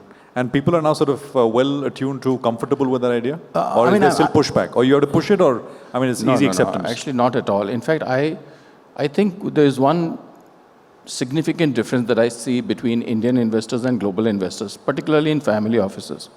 So if you look at developed markets, and a lot of our theory is derived from, let's say, what has happened in US. So I've had the chance of knowing a lot of family offices in US. So there, the promoter and the founders are actually very hands-off. There's a professional family office, they're managing the money and so on and so forth, and they're having a good life, right? In India, good for us, I think. The promoters and the family is actually very deeply involved. They're studying, they're trying to become better. They don't want to just leave control and somebody will manage the money. So I think the sophistication levels for the maturity of this market is dramatically higher than what I think you would typically expect. So we think there is a lot more demand for private markets. And strangely enough, when we talk to clients, they're far more sophisticated and learned than what people would generally expect them to be. Hemant, what is pushing, I mean, and what's the lure of private and alternate assets in that sense is what Nitin referred to. What's the fundamental lure here? As against, I mean, direct equities or mutual funds or, I mean, that world? So honestly, Prashant, the way I look at it, you know, when you interact to clients, clients were already doing this at scale. I think a lot of people in this room have bought solar plants, run solar plants. Have they bought buildings? They've bought buildings, rented it out. They've done all of this. They've bought companies. They invest in their own companies, right? I think what we are doing is a financialized format of that. And the fact that our clients understand it, they understand it deeply well because they've done it with their own hands. I think what financialization does it gives it in a very easy, accessible format. So actually, I think of, you know, the earlier panel, digital is giving everything in a super easy, accessible format. I think the way that SEBI has changed rules, the fact that you can get in DMAT a commercial building unit, I think that is dramatic. Had that not happened, I don't think this would have taken off. So to me, I think that is the hallmark. Were clients doing it? They were always doing it. Liquidity, Hemant, and we've spoken about this in the past as well. These kind of structures are largely closed-ended in that sense. So is liquidity, does that come up as an issue in terms of flexibility? When can I get my money out? When I need it? Or will I have to wait till the end of fund life, etc.? I mean, just talk to us about that. Actually, this is a beautiful question, Prashant. So firstly, you know, when we look at client portfolios, and globally if you look at client portfolios, these are typically what? 20 to 50% of client portfolios. So it's not that you're allocating 100% of your portfolio into any liquid asset at onset itself. Secondly, a lot of them will generate regular income. So they are generating liquidity. Thirdly, I think what India has evolved faster than the West is, so in the West, if you look at it, there is leverage inside the funds. In India, actually the good thing is there is no leverage inside the funds. If a client chooses, he can take leverage outside from an Sorry, NBFC. what does that mean? There's no leverage inside the fund? So SEBI doesn't allow levered funds to be run. So we are not taking leverage inside the fund. So say if Prashant comes, he's giving full his money, 100 rupees, which is put to work. Nitin comes, Nitin gives 100 rupees, but Nitin is maybe more high risk taker. So he says, Hemant, hey, against my 100, give me 50 rupees leverage from an NBFC. So that's allowed. The NBFC leverage against the AIF units are allowed. Okay. Okay. So liquidity can be from NBFCs. Liquidity can be from the regular income of these strategies. And thirdly, I think there is a lot of innovative work that people like us at Neo Asset Management are doing, where we are launching, liquid alternative solutions. Whereas an asset manager, I will commit to certain amount of liquidity at a predefined period to clients. So I do think liquidity can be managed. The one point I want to leave the audience in this room, and I think, promoters are best at it. They stay with their companies for years and years and compound their money. I think true money is made by exchanging short term for the long term. And I think that is where private markets add a lot of value. Believe me, Prashant, in a panic situation, you can get out of public markets. But if fundamentally your company is doing well in a private market portfolio, it might actually give you a far better outcome than a panic situation of you getting out. So liquidity is like a beautiful double-edged sword. On a lighter note, I was talking, and a lot of public market old veterans have all become private market investors, right, over the last 5 years. And I was talking to one, and he said, well, market obviously has not been doing well. He said, अब देखो हमारा पूरा private portfolio है, कुछ mark to market करना नहीं है, तो इंडेक्स नीचे 10-12% यहाँ पे हमारा तो, but that question is actually an actual question, right? Mark to market, is that and that's the criticism sometimes that people have of private markets, that are you really, public markets are much more efficient in terms of deriving value and putting and adjusting on a daily basis because there's bid, ask. I mean, there's a lot more there's a lot of activity here. Of course, these are more illiquid. These are, the idea here is yield, right? So that M2M question, Hemant, is that a worry? Do you get asked that often? See, fundamentally, it depends on the nature of the asset manager. This is a fiduciary responsibility. और मुझे लगता है पूरा financial services now is built on honesty. And that is what I think clients understand after a point of time, कि किसको पैसे दिए और कौन honestly behave कर रहा है. And the other thing I also feel, I think clients are getting very savvy, Prashant. They can just read you in 2 minutes. So firstly, as an asset manager, plus I think the regulatory framework SEBI has provided is just phenomenal. I think India has leapfrogged a lot of these things that we just, keep doubting all the time. I think from doubt, India has moved forward significant notches. Yeah, no, I think we have to catch up as well because we are still focused on equities, and I think there's a lot happening in private markets, which we will do more, and this is a start. Nitin, private equity, what is the philosophy at Neo? I mean, why did you get into it, and how did you get into it, and just what's the thought process? No, so like you rightly said in the beginning, we see private markets overall as a very large opportunity. And within that, if I have to really pinpoint an area which will dramatically evolve over the next few decades, I think that is private equity. So we had to get in. Now, I think we always keep thinking, what is our angle in the game? Why should we launch another fund when there are a plethora of other funds that are available? So if you see, I think our approach is that are we bringing something tangibly different to the client? So the way we have approached private equity is actually interesting. We are a secondaries fund, which has an opportunity to put in more money, but your opening position has to be a secondary position. And so typically these are late stage private equity, not pre-IPO, but maybe 2-3 years before the pre-IPO. And a lot of these founders have actually a proven market fit. So product market fit is not something that we are discovering, right? It's ability to scale once the product is proven on the ground. And I think this is where, as operators, and I must say this, there's a very interesting statistic that we have in Neo, that 25 people who have been CEOs of some company or the other within Neo. So we have a very strong operator mindset. And I think in a small way, we are able to help a lot of these companies scale up, be IPO ready. A lot of us have experiences in capital markets, help them through the journey. And that is what I think investors are finding it interesting. A very different take to private equity rather than plain vanilla and far more riskier bets. We are far more on the safer side. Maybe that compromises returns by 200-300 basis points. but we are happy with that. 25 people within Neo have been CEOs and have run businesses. They have run businesses. But these are businesses largely on the financial services side or across the board? I mean, a variety of... There are 4 or 5 of them who have run hardcore manufacturing, hardcore renewables, businesses, etc. Roads, infrastructure. I mean, that certainly helps, right? When you run a business, you know inside out how it works. And here, I mean, trust and diligence, I think, makes all the difference. 100%. When you're evaluating assets. I think governance overall. One is trust, your processes, your accountability, how you do mark to market, everything. I think governance overall is a key vector in ensuring good outcomes for clients. And if I can just add one thing, I think we keep discussing this. I think being founders ourselves, running businesses, we understand the mindset of founders. It's not only capital. I think when you speak to a founder, when you can infuse energy in him when he's down on a certain day, Prashant, I think that matters more to him. It's just not capital. So a lot of things go. And I think, you know, what Nitin said, being operators and financial investors, we think that gives us an edge.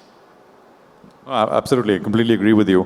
Nitin, wealth management, right? Because it's done phenomenally well. I mean, the space has exploded, so many new players. Digital is a big part of it now. I mean, how is sourcing of capital changing? And how is the business itself evolving? I mean, is it all moving digital, or is it still done the bulk of it is done the old way, which is relationships and handshakes? I think it's evolving for sure, but there are different client segments. So the client segment that we operate is 100 crore plus financial net worth. In that segment, the engagement is very deep. And a lot of senior people are involved directly with families, and the stakes are very, very high.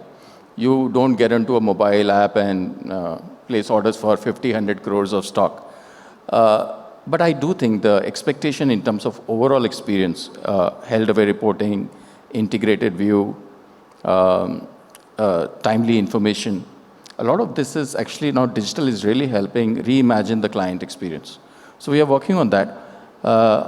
I do think as we look into the future, AI will make a reasonably disruptive, would be a disruptive force in the segment.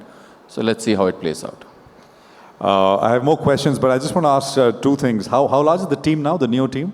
Around now 700 people. And you're north of, what, 80,000? I mean, lakh crores in AUM now? Yes, we just touched 1 lakh crore of client assets. Yeah. Wow. I mean, a round of applause. I think it's a business which is not very old, and a lakh crores in AUM is remarkable. What's the vision, Nitin? Leave us with, you know, on CNBC, we often ask companies who come, what's guidance ka sawal?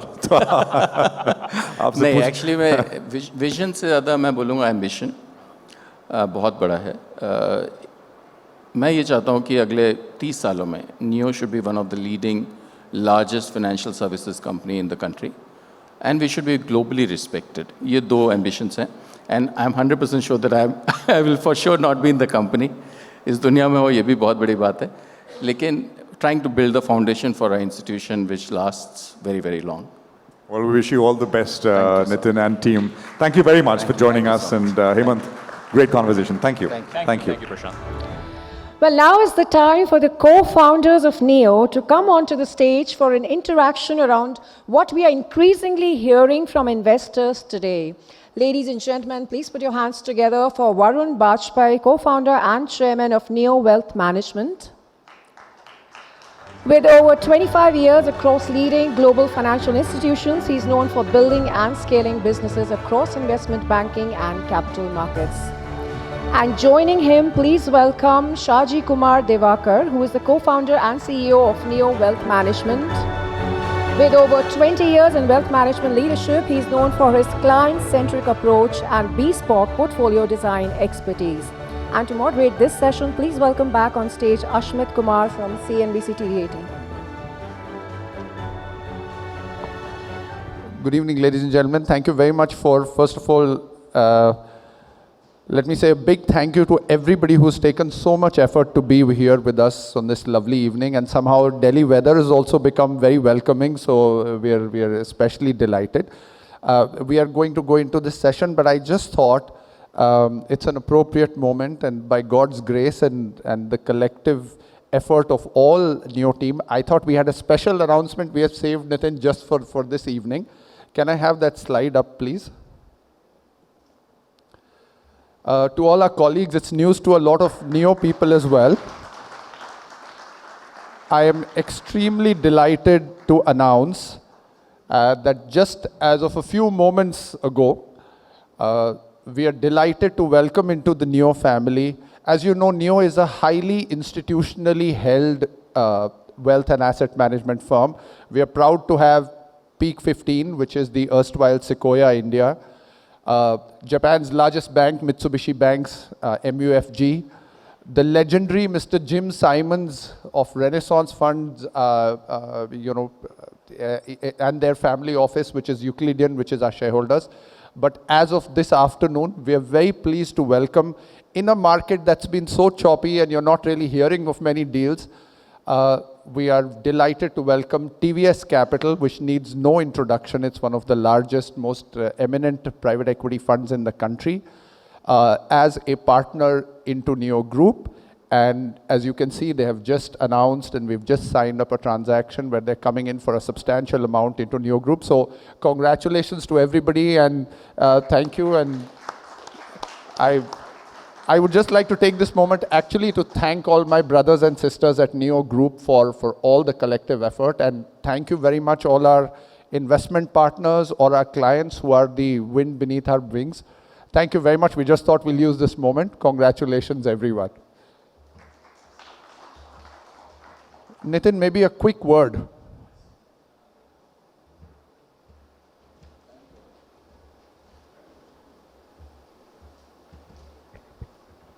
It's always a delight to welcome partners like TVS into the Neo family. And I've been now interacting with them for over the last 3 months. And I really think that they're going to help Neo build a much bigger, much larger, greater institution than what we already are. So looking forward to this partnership. And thank you, as like Varun said, to the entire Neo team. Cheers to all of you. Wow, what a big announcement. Let me begin by congratulating both of you. It's a new journey that you're starting in. You correctly said it's a choppy market, but within these times, to be able to crack a deal like this and look ahead, congratulations once again. Any words that you'd like to begin with? No, thank you very much. I think we try very hard at Neo to not actually be deal focused or valuation focused, and all the good and bright things that seem to pepper all newspapers. We really are believers in actually just trying to build a business of excellence and of super specialization. And you'll hear it in my commentary. Even I hope I can air some such similar thoughts as we speak more. But I think that's our effort. We should just continue to build a business run by humble, specialized people that have an eye on what they are building and on excellence. And I think hopefully the rest will follow. And I hope the rest of India is also doing sort of the same thing. Shaji, a quick word. I agree to what Varun say. All of us as founders are extremely humbled by what is happening around us. But it's an external validation for the work that you're doing. We all wake up in the morning, like Nitin said, we want to build a business which is sustaining, long-lasting, beyond 30 years. He spoke about 30 years of this business. So if we can collectively build something, and that requires huge amount of capital, validation externally, and partners like TVS coming on board. We already have Peak 15 and others. To have TVS on board is absolutely a validation for us. Yeah, so fantastic. It's a great day. Well, stellar announcements, and what an evening to do that on. So congratulations once again. Thank you so much. Let's dive straight in. We've given, my colleague Prashant was here just a few moments back. He helped us get a zoom out of the picture that we're looking at, give a broader picture looking ahead. Let me just dive into some specifics. Varun, I'll come to you first. Give us a sense, when you look here, when you're speaking, the conversations that you're having here, what are some of the key trends and areas that you're highlighting which are undercapitalized but actually look like very good opportunities at this point? That's a great question. I will actually segue in from what I was saying earlier, and it's a very big theme in my mind and I think our collective minds. Allow me a minute of philosophizing and then I'll come to the point. You know, we are actually such an old civilization. Everywhere we go, we talk so fondly of what an old culture and civilization we are. And it's a strange paradox that we are also a very young, free country. So in fact, being in financial markets, very often when I feel frustrated with something, it's actually a good reminder to tell yourself, we've just been independent for 75 years. Or we are very old culture, but just a 75-year-old journey as a free country to make all the mistakes and then try to correct them. So I kind of, would remind, first of all, everybody, don't lose heart. We are doing tremendous things and moving forward as a country. So that's the first point. But I also think in that journey, we are now becoming a developed country slowly, and that is the hope. But if you're going to be a developed country, the thing that we now need to move to is super specialization as a country, not generic stuff. And that's actually the bane of most industries in India. It was okay to run a consumer business in a very generic fashion 20 years ago because that was the sophistication of the market. Now super specialization. And lastly, a lot of belief in intellect as a country, which is reflected in how much companies invest in R&D and thought process, and looking 20 years ahead. You cannot build intellect overnight. You can have smart people overnight, but the product of that. So coming back to your question in that regard, I really think manufacturing, we have to bring manufacturing back into fashion. These are the people that actually build and create and needs to be, and there's so much the industry has to do. So I'm very bullish on manufacturing. And secondly, of course, it's no secret, is on defense and everything related to defense. And it's not just defense, defense causes technology. So to your point, manufacturing and defense, I would say, are top picks. We should just go all in, but do it with intellect and super specialization. Let me take that same question across to you, Saji, that in terms of some of the areas that you would be keen on. And I'd just like to bring in one of the earlier conversations that we had. Ms. Debjani Ghosh was here. She said, what about deep tech? Why is private capital not looking at it? So is that one of the areas, one thing on your radar? So deep tech is a very, very vast segment, right? So when manufacturing could also be a deep tech if you're doing manufacturing for defense. A lot of global technologies are looking at India joint venture to actually build their technology, but manufacturing in India, but it requires a lot of capital. So deep tech is a very vast story, but then in deep tech itself, I've just been part of one session in Hyderabad on space tech. Hyderabad is turning out to be a space where there is a lot of, a location where there are a lot of space tech work is happening. So deep tech requires patient capital. In India, like the previous session, so we look at NAV on a daily basis. We don't commit to actually build nation by contributing in the form of investing in deep tech and stay patient for over 10, 15 years. I was also given to understand, and I know a couple of founders who actually taken capital and deployed into a product which has taken 5, 7 years for the product to come out. Now for the founders to stay on course and just continuously be working and be patient of actually building a product, it requires a capital also that patient. So deep tech is a very vast subject, but having said that, in India there has not been enough allocation. And if you look at many of the funds in the past who actually launched deep tech, haven't been able to raise enough capital in India, which is, I'm talking about domestic capital, and have not seen major exits yet. Some of the space tech like Skyroot have seen some exits, but deep tech hasn't been so, we've not seen major. One of the deep tech that she spoke about is also quantum computing. I think government has taken a lot of initiative actually to invest in quantum computing, government's initiative. But hopefully, that particular sector in India can perhaps be, showing some progress, especially the applied deep tech. Mr. Bajpai, let me come to you that when you look at, again, I've been seeing you connect with as many number of people as you can over the space of this meeting. Tell us, in your conversations, what is a couple of mistakes, frequent mistakes that you see investors doing, capital doing, that you think perhaps needs to be flagged and needs to be a little careful of? Look, all of us have been investing in India for long periods of time, 3 decades now.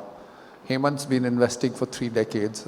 Looks very young, but I think he's been investing for 25 years or so on and so forth, as is Nitin and the vast armies of fund managers we run. The couple of things I would say is, first of all, and this is my genuine criticism very often because I have the pleasure of meeting a lot of very astute investors and clients and co-investors. मुझे एक तो लगता है India में activity के प्रति बहुत ज़्यादा प्यार है. You know, activity does not equate to good investing. In fact, I find that people who somehow have the most stellar outcomes are people who seem to be doing very little. So this, and maybe it's led by just a stock market. We've grown up with stock markets, and stock markets are about, you know, minute by minute activity. But I think the time has come to just, and you know, it's a vicious circle, I think, somehow. Too much activity leads to too much media focus on activity, and that feeds activity, so you get caught in that loop. So I think, first of all, just less activity, more thought. The second thing I think is, and again, need help from friends like you, it has become very difficult now to actually figure out the truth. What is the truth of the Iran war? Everybody's making claims. There are you watch 5 channels, you'll watch something and something else. So I think just a deep focus on figuring the truth out itself is a huge edge in investing. As Gupta ji was saying earlier, that you know, the war could end in 2 weeks. If the war ends in 2 weeks or 3 weeks, it's a phenomenal outcome. I think the world will go back to being happier, more relaxed. You will take bets that way. But who's to tell? So I think the second is just figuring out the truth. And thirdly, following specialist fund managers. So I see a lot of talk, for example, on AIFs. I think there is consensus in India, you have to invest in AIFs. I would submit to you, don't think of it as saying I have to invest in AIFs. I think you should say we will invest behind people who understand the best way to run these AIFs. I am not fascinated by AIFs. I'm fascinated actually by Hemant or the team that, you know, he's running. So go after super specialist managers in a sector. अगर आपने अच्छे fund managers के पीछे invest किया, वो अपनी strategy में पैसे बना ही लेंगे. So that, I think those would be my top 3. Less activity, figure the truth out, and follow super specialist fund managers. Don't follow themes for the sake of themes. Any mantra that you'd like to leave behind, Saji? So, I agree with what Varun says, right? The less that you actually stay focused on the portfolio and invest for long, the outcomes have always been better. And, you know, appointing an advisor to make sure that the advisor constantly looking at the portfolio instead of you. And the belief is the advisor, especially senior advisor, who've been with market cycles and seen through many, many cycles, ups and downs, will perhaps be able to add value to make sure that, you know, portfolio is not, you know, allocated into wrong segments of the market. So these are the 2 things if you avoid, especially being active. I totally agree with Varun on, you know, staying course with long-term investing, and don't be too perturbed by what's happening on a daily basis. Well, those are mantras to live by, especially if you're looking at the markets. I'd like to thank Varun, Saji, once again. Thank you so much, and congratulations once again on the stellar announcement. Thank you. Thank you so much. Thank you all.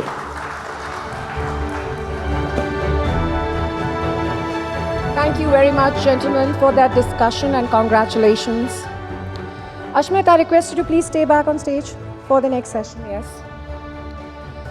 We now move to our next session, how AI is reshaping the global economy, myths, reality, and India's strategic opportunity.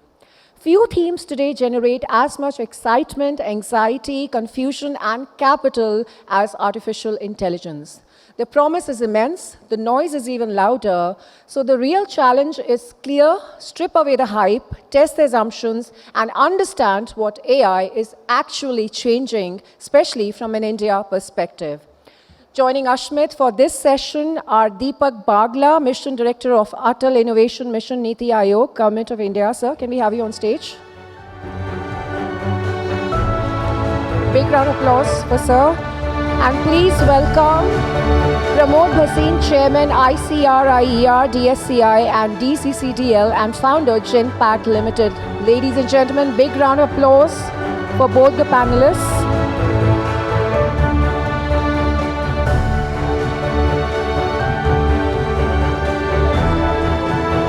to you, Ashmit.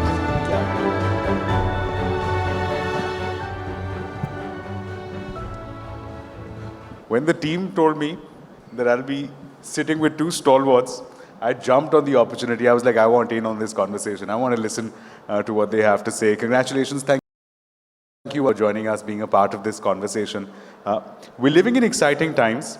We are talking about new trends that are emerging. We're talking about new avenues, new horizons, capital horizons, as the name of the summit suggests. Tell us, what are some of these new horizons that you are looking at, some changes that you've seen over the last 12 to 24 months? AI, of course, has been the big democratizer, the big horizontal, as they call it.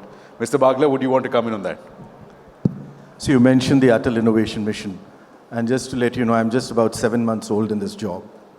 But it's been an amazing experience. You know, this was just started a month after the Prime Minister launched Startup India. That was January 16, 2014. Prerna was there and she was running around doing it. And March 2014 is when he launched the Atal Innovation Mission. Frankly, I didn't know much about this job at that point of time when I took over. And I'll just take a little while on this one.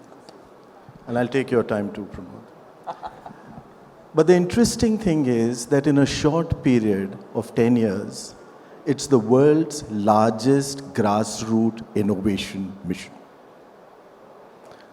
So they have innovation labs in schools, 10,000, adding 50,000 more. They are one of the largest owners of incubators in the world, 100, adding another 50. We directly support a large number of deep tech startups. You mentioned some of them here, which get funding. But I'll tell you what really happened, and I'll give you an example of what it was. When I joined, I wanted to test the power of this platform. So September, I told the team, let's do a hackathon. And they told me, sir, ye samay theek nahi hai. Diwali is coming, holidays, let's do it later. None of you would have known about it because there was no ad, just on the social media. And Pramod, it was fascinating. We ran that hackathon across the country. Half the schools were closed and everything. It was only for school kids. Now the Guinness Book of World Records is crediting it as the world's largest hackathon, but I'll tell you what happened. Second week, I was sitting in my puja on a Saturday morning. The phone rang. When it rang 3 times, I picked it up. There was a young kid. He told me, मैं sir Jhajjar से बोल रहा हूँ. 9th class का student हूँ इस गाँव से. I said, what is the problem? He said, sir, मेरे ये problem ये है कि मेरे पास 3 आइडिया हैं जो मैं सबमिट करना चाहता हूँ. टीचर सिर्फ एक करने दे रहा है. One of them was an idea based on AI. That was the time I first realized my job. What is happening in this country is unbeatable. There is this movement of innovation which is in every school and village. And this movement is now unstoppable. And the kind of solutions they are coming out with, in fact, in the AI summit which happened recently, some of these kids from these small government schools had robotics, had AI, they had solutions for medical health, they had solutions for education, and they were presenting it 9th, 10th, 11th, 12th kids. So when you think about it as a movement, it has gone down to each and every village. We are adding another 50,000 schools now, and they'll all be government schools this time. But what is unleashed? And when you talk about the startup movement today and you say 200,000 startups and we are there, it's not even just the tip of the iceberg. This generation is now picking it up.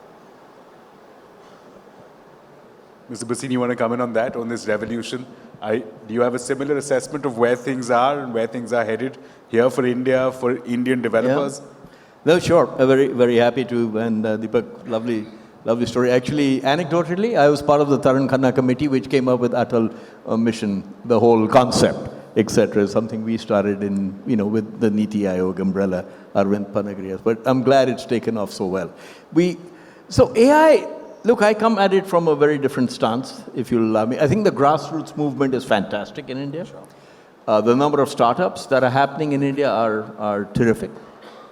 But the noise level is too high at this point in time. It's just way too high. Around the world, I'm not talking about India alone. Around the world. I think the jury is still out On how it will impact us. The jury is still out on should we build our own LLMs, should we invest in data centers, where are the application layers, where are we coming in with, which industry will be hit the hardest, which industry will benefit the most. All of these things are circulating around here, and it's absolutely critical. I did love the earlier panel when they were saying, look for the truth, look for the reality, because it's hard to do that today, and hard to find that reality today. So at the grassroots level, I think it's fantastic, the startups that are coming. And I agree with Deepak. There's a massive revolution of startups happening in India. Lots of people trying lots of new things in AI. Sure. But the fact is that I hope AI will become not just like electricity, which is Jeff Bezos's point, but like the internet. It's available for everyone. It's out there, you can build things on it, you can put applications layer on it, you can put enterprise, and it should affect every aspect of our being, quite honest. When you see some of the people, certainly in the US, adapting to the way they use AI every day, I think you start feeling the impact of this fully. I was just reading some articles on my way here, and someone had come up with a proposition of how can you use nitrogen from the air and bring it out and turn it into fertilizer, etc., etc. And, bam, you have the answers as to why you can't do it, why you can do it. So the complexity, I think, Deepak, as you're saying, that AI can solve for is immense. Will it happen in the time frame that we all think it will? Absolutely not, in my view. It just cannot. There's too many legacy issues, brownfield issues, there's too many data center issues, there's too much energy issues, etc., etc. So it becomes hard to predict. But over time, will it change our lives substantively, just like the internet has done, just like electricity has done? 100% guaranteed, because its power is immense. I do think some of the fears are overlaid. I work with Kedara also as an operating partner, and many of you know Kedara as a private equity firm, one of the most successful ones here. We've tried to invest, they've tried to invest in deep tech, I don't do it anymore, in deep tech and AI companies. And the single biggest issue we always run into is how do you begin to predict what this will look like 3 years from now? I mean, somebody is building an application saying, I have this great thing, and then Google or Anthropic or somebody else comes up with something and blows it out of the water, right? And they can.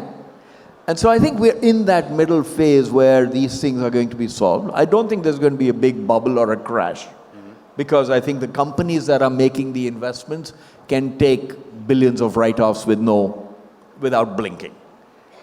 But we must also, the only other part I would add, and I'll turn it back to you, is we must remember there's a vast world out there. Steel, technology, pharmaceuticals, healthcare, consumer goods, Coca-Cola, Pepsi-Cola, telecom, etc., which is not going to be that impacted by some of this stuff. It will be at some level, but it's not going to be making or breaking those industries. And there's a vast amount of industries that we can look at still for investments, etc., which should remain relatively unaffected. Last one, it was amazing. Which industry do you think has been the most impacted by AI today? Any guesses? Anyone? No? Off the cuff, I'd say IT. No. In fact, IT results, The Economist has an article on it today. When you look at the results of in the IT companies here, it's the legal profession. They're the ones getting hammered. It'll be the accounting profession one day, somebody else. So it is going to hit in surprising areas as applications come up. The promise is fantastic.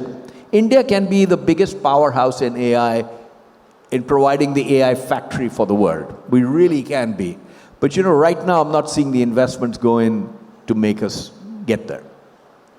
Just let me take that perspective across to you, Mr. Bagla, that are we at risk of perhaps, as they say, as many analysts say, that overestimating the near-term impact and underestimating the long-term? Is that something that we need to be wary of? That's more for journalism when you overestimate the... But think about AI per se, and this was an interesting discussion which I just happened to come across during the AI mission. And it was a discussion on winners and losers. So I don't think there are any winners and losers. But essentially what it was, that this is the story of transition and a journey. And people who maneuver that journey, or societies that go through this transition and journey better than the others, are the ones which may reach the destination faster or better, less bruised. So you're getting into a world where everything is possible, but nothing is certain. There are not too many societies in the world who are that well prepared for this transition. हम एक चीज़ भूल जाते हैं, 36 महीने पहले, just 36 months, do you think we could have been sitting in this room without a mask? You were all locked up in your own rooms, away from your family. And the WHO director had said that the future of the world will depend on how India manages the pandemic, because of the scale and the entire complexity of handling it. You did not have masks. आप लोग कपड़े काट के mask बना रहे थे. You didn't have PPEs. Just with, and this was 20th of March, I still remember. 26 testing labs थे सिर्फ आपके पास. 30th July, you were exporting PPEs. End of that year, you were exporting medicines to 126 countries. And you were making your own vaccines. Why am I telling you this? We often forget the strength of our ability. That you went into something which did not have a playbook, there was no roadmap for you, it was impossible to charter, and you did it successfully. And this is where the world got you and they respected you and put you on the high table. Your ability to manage the uncertainty. And why am I bringing this to you? Is because this transition is only about disruption and uncertainty. And my optimism and faith, and Pramod, you spoke about it twice when you spoke about how it is going to be a journey and where it is where we land. The optimism which we have and the optimism which others have about us is because of that innate ability. The ability of a society to adopt technology and the ability of your society to adapt to technology. And in that, you can't beat us. Well, you mentioned the word disruption, and you're right. After lawyers, I suspect it's us that the AI may be coming for, so clearly something we need to be wary of. But let me zoom out of this conversation, and let me get in another dynamic here, Mr. Bhasin, if I can get you in on that. When we talk of the AI journey, it is very closely linked as far as energy supply is concerned. We are seeing a global energy disruption. Do you see anything, any impact on the evolution of this new horizontal technology that we have in the mid to perhaps a longer term on account of the disruptions that we see? And this, of course, is not the first such disruption in, say, just the last 5 years. Geopolitically, there have been many developments that cause that degree of disruption across the world. So how do you factor that in? You know, I must say this current disruption is the worst we have seen in decades, perhaps in our lives. I don't think we should underestimate its impact. If it doesn't quieten down quickly, this is going to reverberate around the world economy in ways we cannot imagine. I'm serious about that. If you read all the data on where the oil prices have gone, where the gas has gone, where traffic has gone, the impact on Asia, Europe, etc., this is the worst disaster any of us could foresee. So I pray that it just subsides and people get their senses back and we stop this randomness. I mean, 17% of the facility in Qatar is gone. They're saying 3 to 5 years before you get back to full capacity. It is the largest facility of its kind in the world, or second largest. So disruption, absolutely. It's staring at us. We're maybe not feeling it today, but I can tell you right there, out there, on the MSMEs front, we're also run a finance company. They're feeling no gas, no cylinders, restaurants shutting down, eateries shutting down. I mean, the impact is profound, really profound. And it will impact our ability to provide energy because data centers need a lot of energy. My one hope, though, on data centers is that there are two areas there which are interesting to me. And this is known by different predictions from people who are far better than me at making these predictions, far more knowledgeable. But one, the amount of energy I think you need to run these AI models will come down. China has already demonstrated it. I think other countries are working on it. Countries like India, we are fantastic at coming up with frugal remedies, frugal solutions, just like you talked about in COVID, just like we sent people to the moon. We are fantastic. So I'm hoping that we can come up with solutions like that, or other countries which don't have the energy surpluses of America and other countries can do that. And two, I don't know if you need that kind of energy level or not, or if we can borrow it. There's a lot of talk about LLMs and should we build our own, should we build our own. I'm with Nandan and Nelikani on this. We don't need to. These are ubiquitous now. There's many countries are going to be there. They're going to put them out there. You can use them. You don't need to build it yourself again, except in regional, narrow verticals, which really leverage the strength of India in our own data, in healthcare, in many other areas where nobody else can provide us that data. And that's where we should focus. So we're in the middle of disruption, folks. I really don't wonder where this is heading. I don't know how many of you worry about it the way I'm worrying about it. I don't want to be alarmist, but the daily news is, if you think about the implications of daily news, it is profound. And if this doesn't stop soon, we're not in a good space. But I was just telling Pramod, he and I are too old to understand disruption. We've been too used to a more sedate life. Pramod, ye ho raha hai ab.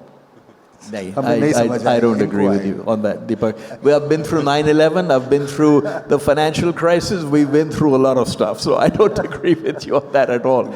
I think this is very serious. I just hope it'll quieten down. I hope the world will become more sensible. But I worry about it a lot. Fair enough. That's bringing us to nearing the end of this conversation. I'd just like to get your insight at crystal gazing in terms of, from your point, from where we stand right now, given all the challenges and all the opportunities that await us, what are some of the key trends that you'll be keeping an eye on as we move forward in 2026? I think we've got a lot of good foundation blocks in place. But there's a very interesting thing if you look at it. Global FDI has remained the same for 10 years. 2014, it was 1.2 trillion. 2024, it is 1.3 trillion. Adjusted to inflation, that means it's gone half. So global movement of capital for investment is now extremely challenged. And that is something which we all require in a very significant manner going forward. How that trend shapes up is something we'll all have to see, because it will impact our lives. Mr. Bhasin, something on your radar? Quite a lot. I think there's quite a few industries which I think will benefit enormously from AI and will benefit enormously from being in India. Healthcare for sure. Financial services. Pharmaceuticals perhaps. Creative areas will benefit enormously. So I think there's a whole range of industries where India, defense certainly, space certainly, where I keep a watch on how AI is being used by these companies there. I talked to someone yesterday who's building I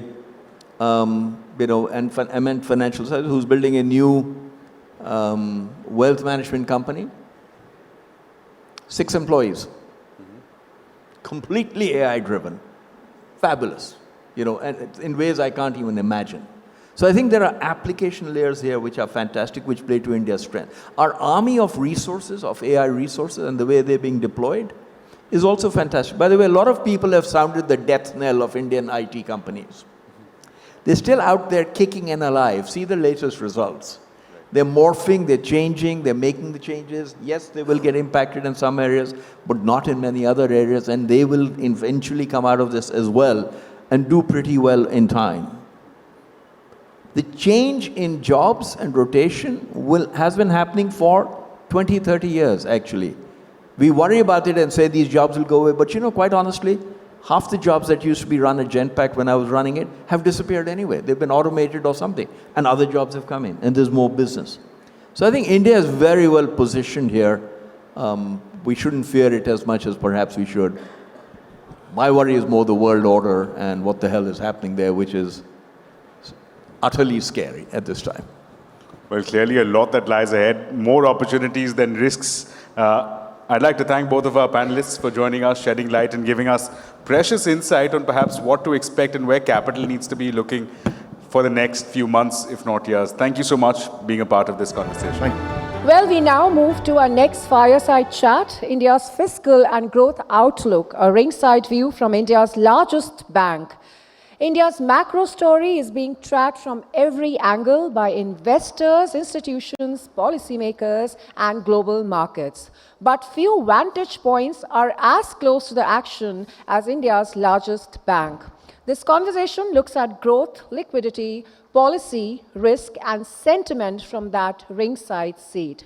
And to guide this fireside, may I please invite back on stage Prashant Nair of CNBC TV18. Prashant, can we have you back on stage? And please put your hands together for Dr. Soumya Kanti Ghosh, Group Chief Economic Advisor, State Bank of India, and member 16th Finance Commission. Thank you very much, sir. Prashant, over to you. Thanks very much. I think Dr. Ghosh needs little by way of introduction. We've done a brief one here. So, you know, what we'll try and do is basically ask Dr. Ghosh, what is the, you know, India is still the fastest growing large economy in the world, and growth of businesses, growth of pretty much everything else is a derivative of how fast the economy, the underlying economy grows. One feeds into the other. So the question really is this, I mean, we'll address the near term and then ask him whether we can really look through all of this a year, 2 years out. How much does this stay with us? The impact, the dent of what's happening right now, the war, etc. How much is it transitory, and how much is it sort of, you know, is there any permanent damage in that sense? Dr. Ghosh, welcome to the sort of, you know, platform here. Thank you very much. So just that question. What is, as you see it, top down, what are the implications? Is it serious, non-serious, transitory, or more permanent? Yeah, thank you, Neo Asset Management for this opportunity. I think currently we are in a state of flux, and this flux has been continued, as you know, for the last 1 year after the US elections and all the related developments. And it's very difficult to say what is going to happen, but it's now clear that all the prognoses about the conflict, actually from 2020, the world has been witnessing unprecedented event. First there was the COVID first wave, second wave, third wave. Then there was the Russia-Ukraine war, which is incidentally itself is still continuing. And now we have this Middle East conflict, which perhaps then in the 2024, I think there was a terrorist attack, and after that the attack from the Israel. But 26, we all thought this war could be actually over in a maybe short war. But as of now, the indications are that the war, no one knows when the war is going to end. If we are extremely lucky and fortunate, maybe the war could end up within the next 10 days or so. But if it lingers on, maybe beyond March and so on, then I think we could be looking at some sort of an damage to the global ecosystem in terms of various macro parameters. The important point to note is that India has done quite well in the last 3 years, an average growth rate of 7.3%. Then the manufacturing sector growth rate as per the new GDP data has been at 11.2%. So these are all the efforts of the measures which we have been taking in the last several years. But I think after a point of time, there is an capacity to take the shock. We have withstood the shock quite well. But I think given the fact that 85% of our imports come from the Middle East, the crude imports, and at some point of time, there is going to be some Can we do some, have you penciled in any impact? I mean, just top down, on the fisc, current account deficit. Yes. See, I think very roughly, if you ask me, I'll give you some numbers. Every $1 increase in crude prices leads to an 1.5 to 2 billion increase in India's crude import bill. If you can speak into the mic, please. Yeah. Every $1 increase in crude import prices leads to an 1.5 to 2 billion import in India's crude import bill. This year, I think probably the crude import bill was around 120 billion or so. So with an average of around say, $65 to $70, if this goes up to 100, so that means there will be a straight away 60 billion import on our imports. So that's the first thing. This is annualized number. Annualized number. So at least you can expect an increase of 60 to 70%, which in current account deficit terms could have a number, next year I'm talking about, number around 1.3 to 1.5% of GDP, which is still manageable. But the larger picture is basically on the growth. Every $1 increase in crude prices leads to around 15 to 20 basis point impact on the GDP. Say that again, $1? Sorry, every 10% 10% increase in the prices of crude leads to around 15 to 20 basis point impact on the growth. 15 to 20 basis points impact on GDP. On GDP. So if we assume that these numbers got up to 90 to 100, obviously the growth numbers, which was upwards in 7% as was projected in the economic survey, is likely to dip below 7%. And the most important thing in there, which is the rupee dollar rate, I think rupee dollar rate, if you look into it, since 26 February, the dollar has actually appreciated by 1.8%. I think dollar was depreciating. So we are back to the opposite of de-dollarization, which we are talking about. Rupee has actually not done that badly. Rupee is in the middle, is depreciated by 1.8%. In fact, currencies like South Korean won, Thailand baht, Philippine peso have depreciated by more than 3 to 4%. But the important point to note is that I think if you look into the NDF market, which is a barometer of the activities which are happening, the rupee is already trading there at 96 rupees one. So I'm not sure whether 93.30, which the rupee depreciated today, could be the end of it. There could be some more pain in the value of the rupee. And at some point of time, I think as an economist, whatever arguments we make, rupee could be a shock absorber. I believe in a little bit differently, because I think as long as the rupee doesn't stabilize, it keeps on emitting a signal that maybe something is not good with the domestic economy.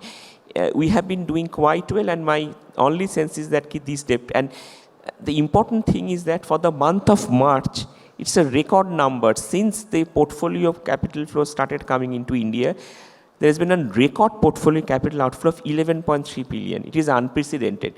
And still, that is $11 billion minus $11.3 billion outflow in the month of March only. We are still 10 days left. So if around 15 to 16 billion goes out of the country in the month of March, there is no power on the earth which can actually stop the rupee from depreciating. So that's actually is going to be the harm, and the rupee depreciate at some point of time, there will be pressure on the inflation, and also there will be pressure on the growth. So overall, and of course there are some long-term stories which is happening, but in my sense, I think all this is now playing out. No one knows where is the end of it, but if the war continues for around 10 days or so, it will take that much amount of time for recoupling, and that much amount of maybe pain and in-between measures which we have to do to tide over the crisis. So you gave us a few numbers. On current account, you're saying if oil stays at 100, current account is a percentage of GDP, 1 to 1.5? 1.3 to 1.5%. 1.3 to 1.5, annualized number. Yes. 10% rise in oil prices. Each $1 increase in crude prices could lead to around 1.5 to 2 billion increase in crude import bill. Right. So the average was around 65 last year. This FY26, it has moved to already beyond 100 this year. So already on 60 to 70 billion hit on India's GDP, deficit. you said 10% is 10% increase, around 15 to 20 basis points of GDP. So that will bring the number to below 7%. And then there's rupee as well, which is like a Yes. So now the other thing, I think as someone on another panel said, there are three actors here, which is the consumer, the government, industry. Consumer, of course, is top of the list in terms of the government's priority, that the consumer should not be affected. Let's absorb as much as we can. In the past, we've done that, oil marketing companies, etc., from an energy point of view. But today, for example, we've seen price, I think diesel price, diesel for industrial use, prices have been increased from some 87 odd rupees to about 110 rupees, right? That's a significant jump. So is that going to lead to, at some level, some demand destruction or no? No, of course. I think that's the only way.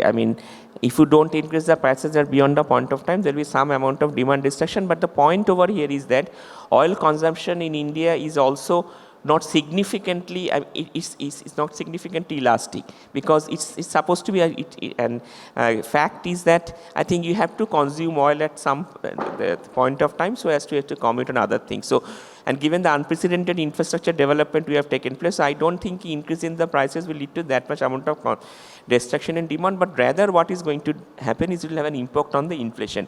In fact, imported inflation, the numbers which came out in February, which we estimated, which is around 27% weightage in the overall CPI number, was already running at 5.7%. And I'm sure that this month number could be in excess of 10%.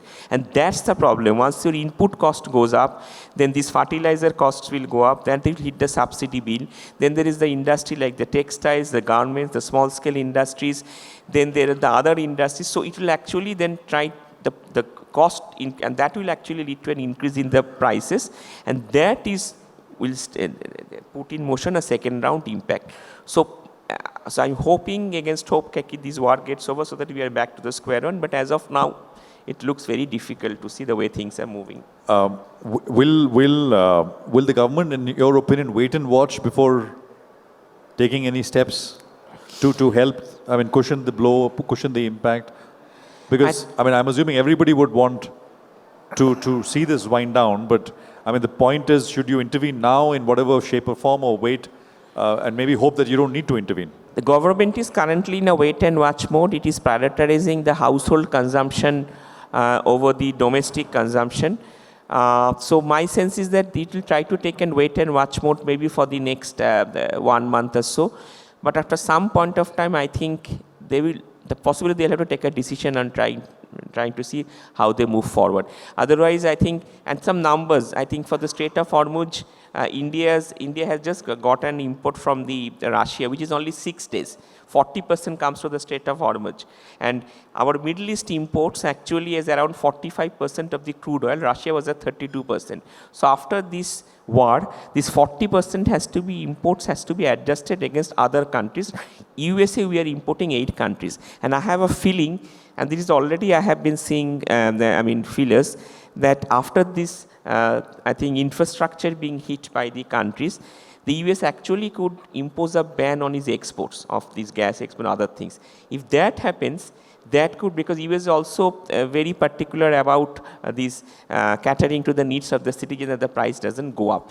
If that happens, that actually could lead to some sort of a cascading impact of the overall output. So I think India is doing the correct thing in trying to diversify as far as possible, but these are all long-term contracts, so don't expect a dramatic results overnight. Maybe with a period of 3 to 4 months, we'll be able to see some results.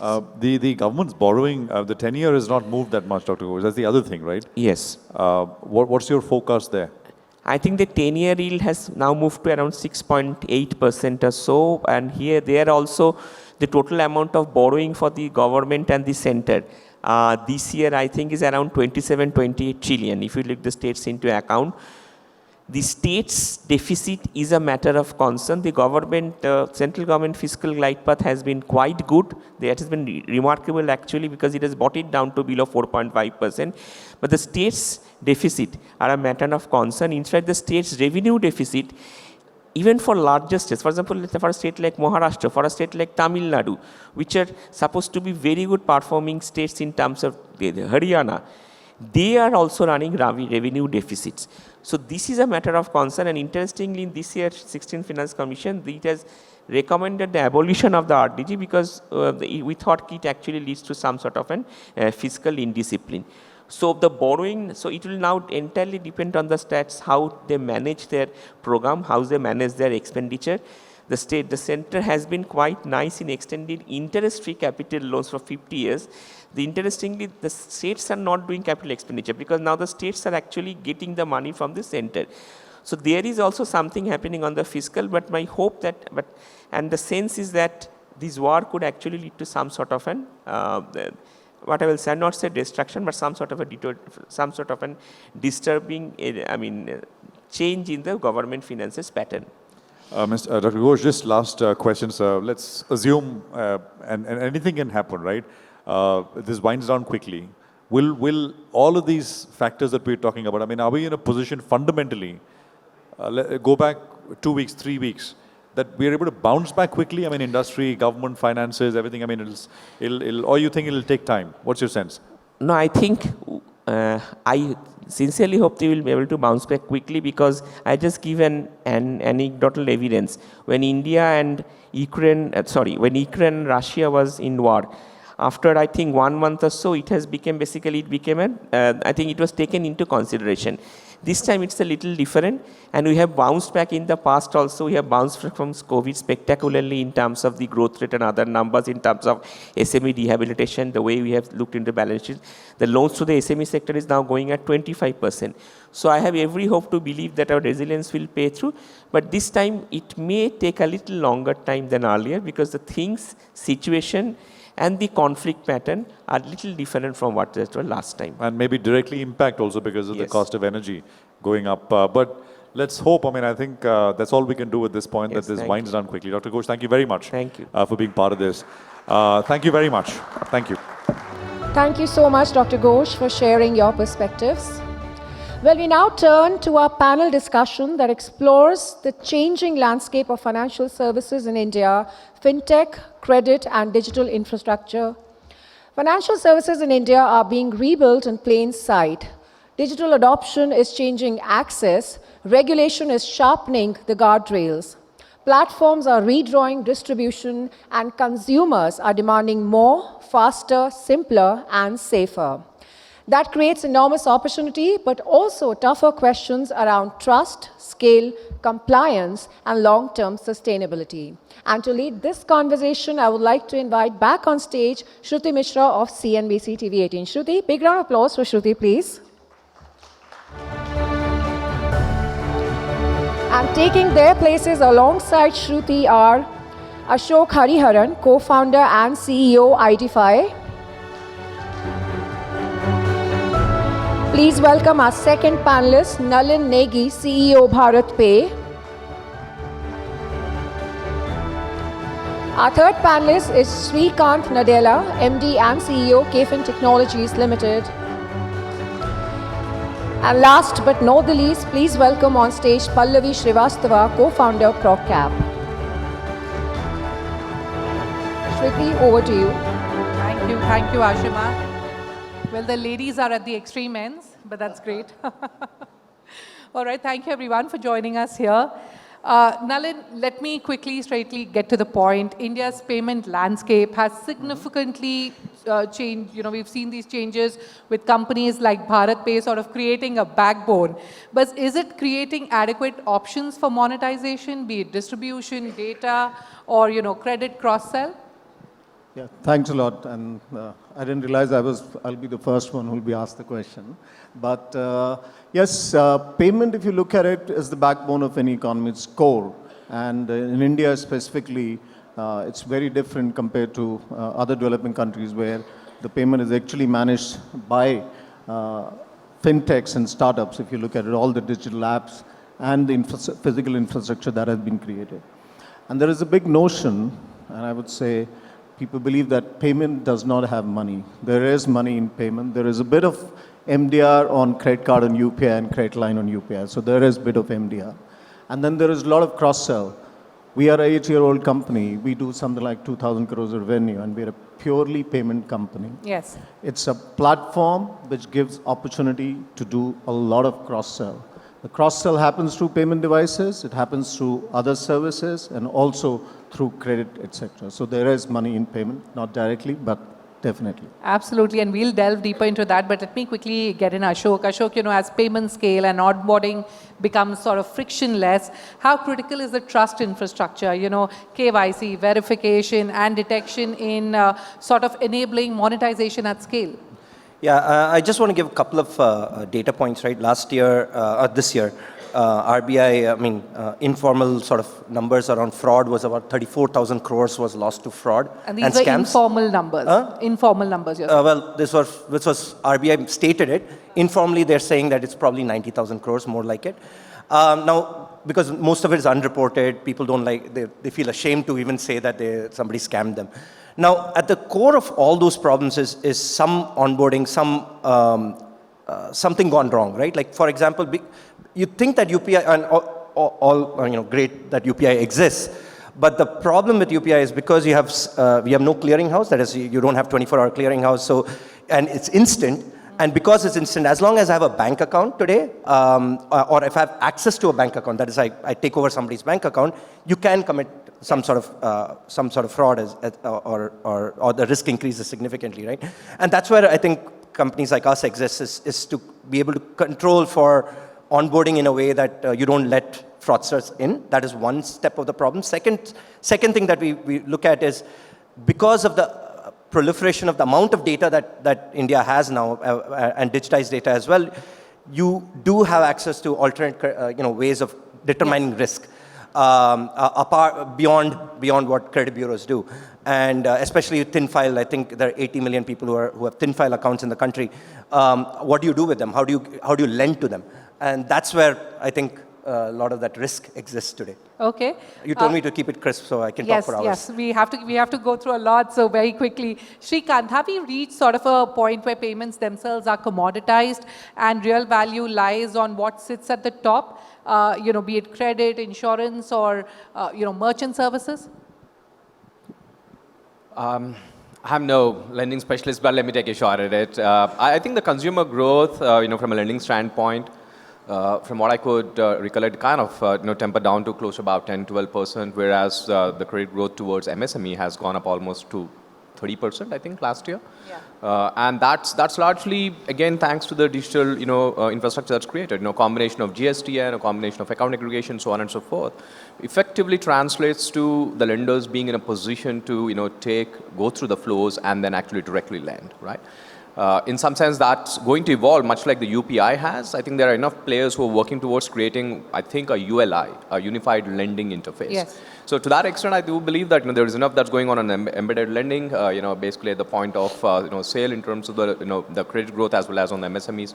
Probably consumer is going to temper down a little bit now. All right. Pallavi, let me get you in, and let's move from payments into credit. With unsecured retail credit growth monitoring, what are the most compelling income-generating opportunities in digital lending? Is it the consumer, MSME, or embedded credit? Where do the opportunities lie? Just hold the mic closer. So if you look at consumer lending, it grows fast. We have seen the cycle. But there is also a very fast correction cycle that we have seen in the last few years. MSME lending has its own challenges. We've been seeing cycles now, actually consumer lenders moving ahead and scaling up and trying different models, wherein we are moving from collateral-based lending to more cash flow lending. I think the only challenge that we see in growing consumer lending, which is a massive gap of the tune of 28 lakh crores, about 63 million MSMEs, 90% of them not having credit. The gap itself is huge, but then the way we are approaching it, we look at it from a lens of traditional models with collateral requirements, or India is looking at consumer lending and MSME lending with the same lens. So I think the way to think about how to address is now with TREDS being there, with GST data, etc., being available, account aggregator. There is a very different way of underwriting, and I think if we look at embedded credit as a model, it's moving from now infrastructure to actually how do we really get where the business and commerce is happening. Sure. So I do see the biggest opportunity lying in MSME credit combining with embedded credit, integrated within the supply chains of the enterprises we look to lend to. Nalin, you agree with what Pallavi just said? Totally, because we do MSME lending to the merchants, and while traditional form of underwriting, the bureau score, etc., exists, but the alternate data is so important. Thanks to UPI, we can see each and every transaction that the merchant does. And there is a digital footprint available. It also shows that there are different people who are doing the transaction. Just to add to it, see, we've done the KYC of the merchant, we've taken the shop photos, we know he's a small grocer. The maximum SKU that he has is 200 or 300 rupees. You see a transaction of 50,000 going and happening at a regular basis, or transactions happening at odd hours, etc. Those are red flags. We can look at this kind of data and then underwrite someone. So that's the power of alternate data that is available, basis which one can underwrite and then provide credit. All right. Shrikant, let me come back to you. You know, with increased scrutiny on FLDG and, you know, co-lending models, how transparent is actual risk transfer across fintech NBFC partnerships? I think it's... Can we have a microphone, please? Yeah, no, I think the many a change that have happened, you know, from a regulatory landscape standpoint, I think it's definitely, you know, the risk has passed on. I think you have the 5% you know, co-lending norm that has come through, as well as the fact that RBI has taken a definitive position that the customer indeed belongs to the regulated entity, which is the bank, and not necessarily the fintech that you're dealing with. That said, I think, you know, customer obsessiveness is going to be with the fintech. The balance sheet is going to come from the bank.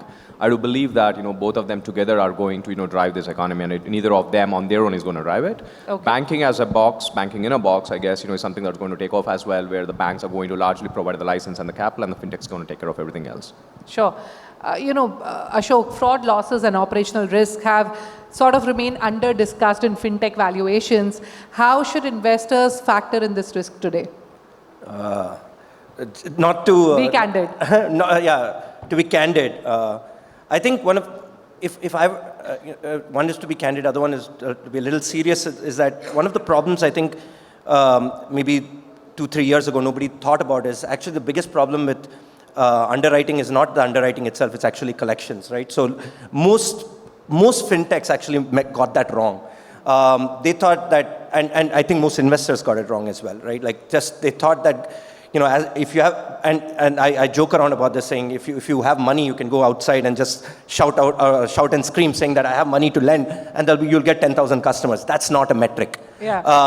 And especially in finance, I don't think GMV is a metric that investors should be thinking about. They should really think about what are the NPAs, and also, you know, there's also you know, fintechs, you know, not to mention any names, but they were literally taking loss-making entities and then evergreening them and things like that. I think that all of that has come come to fore now, and people are a little more careful about it. But having said that, I think I don't think we are yet seeing the real, like, because there is a $1 trillion credit gap in this country, especially in MSME side. There are sectors which are underinvested in, for example, fisheries. There's actually almost zero credit to fisheries.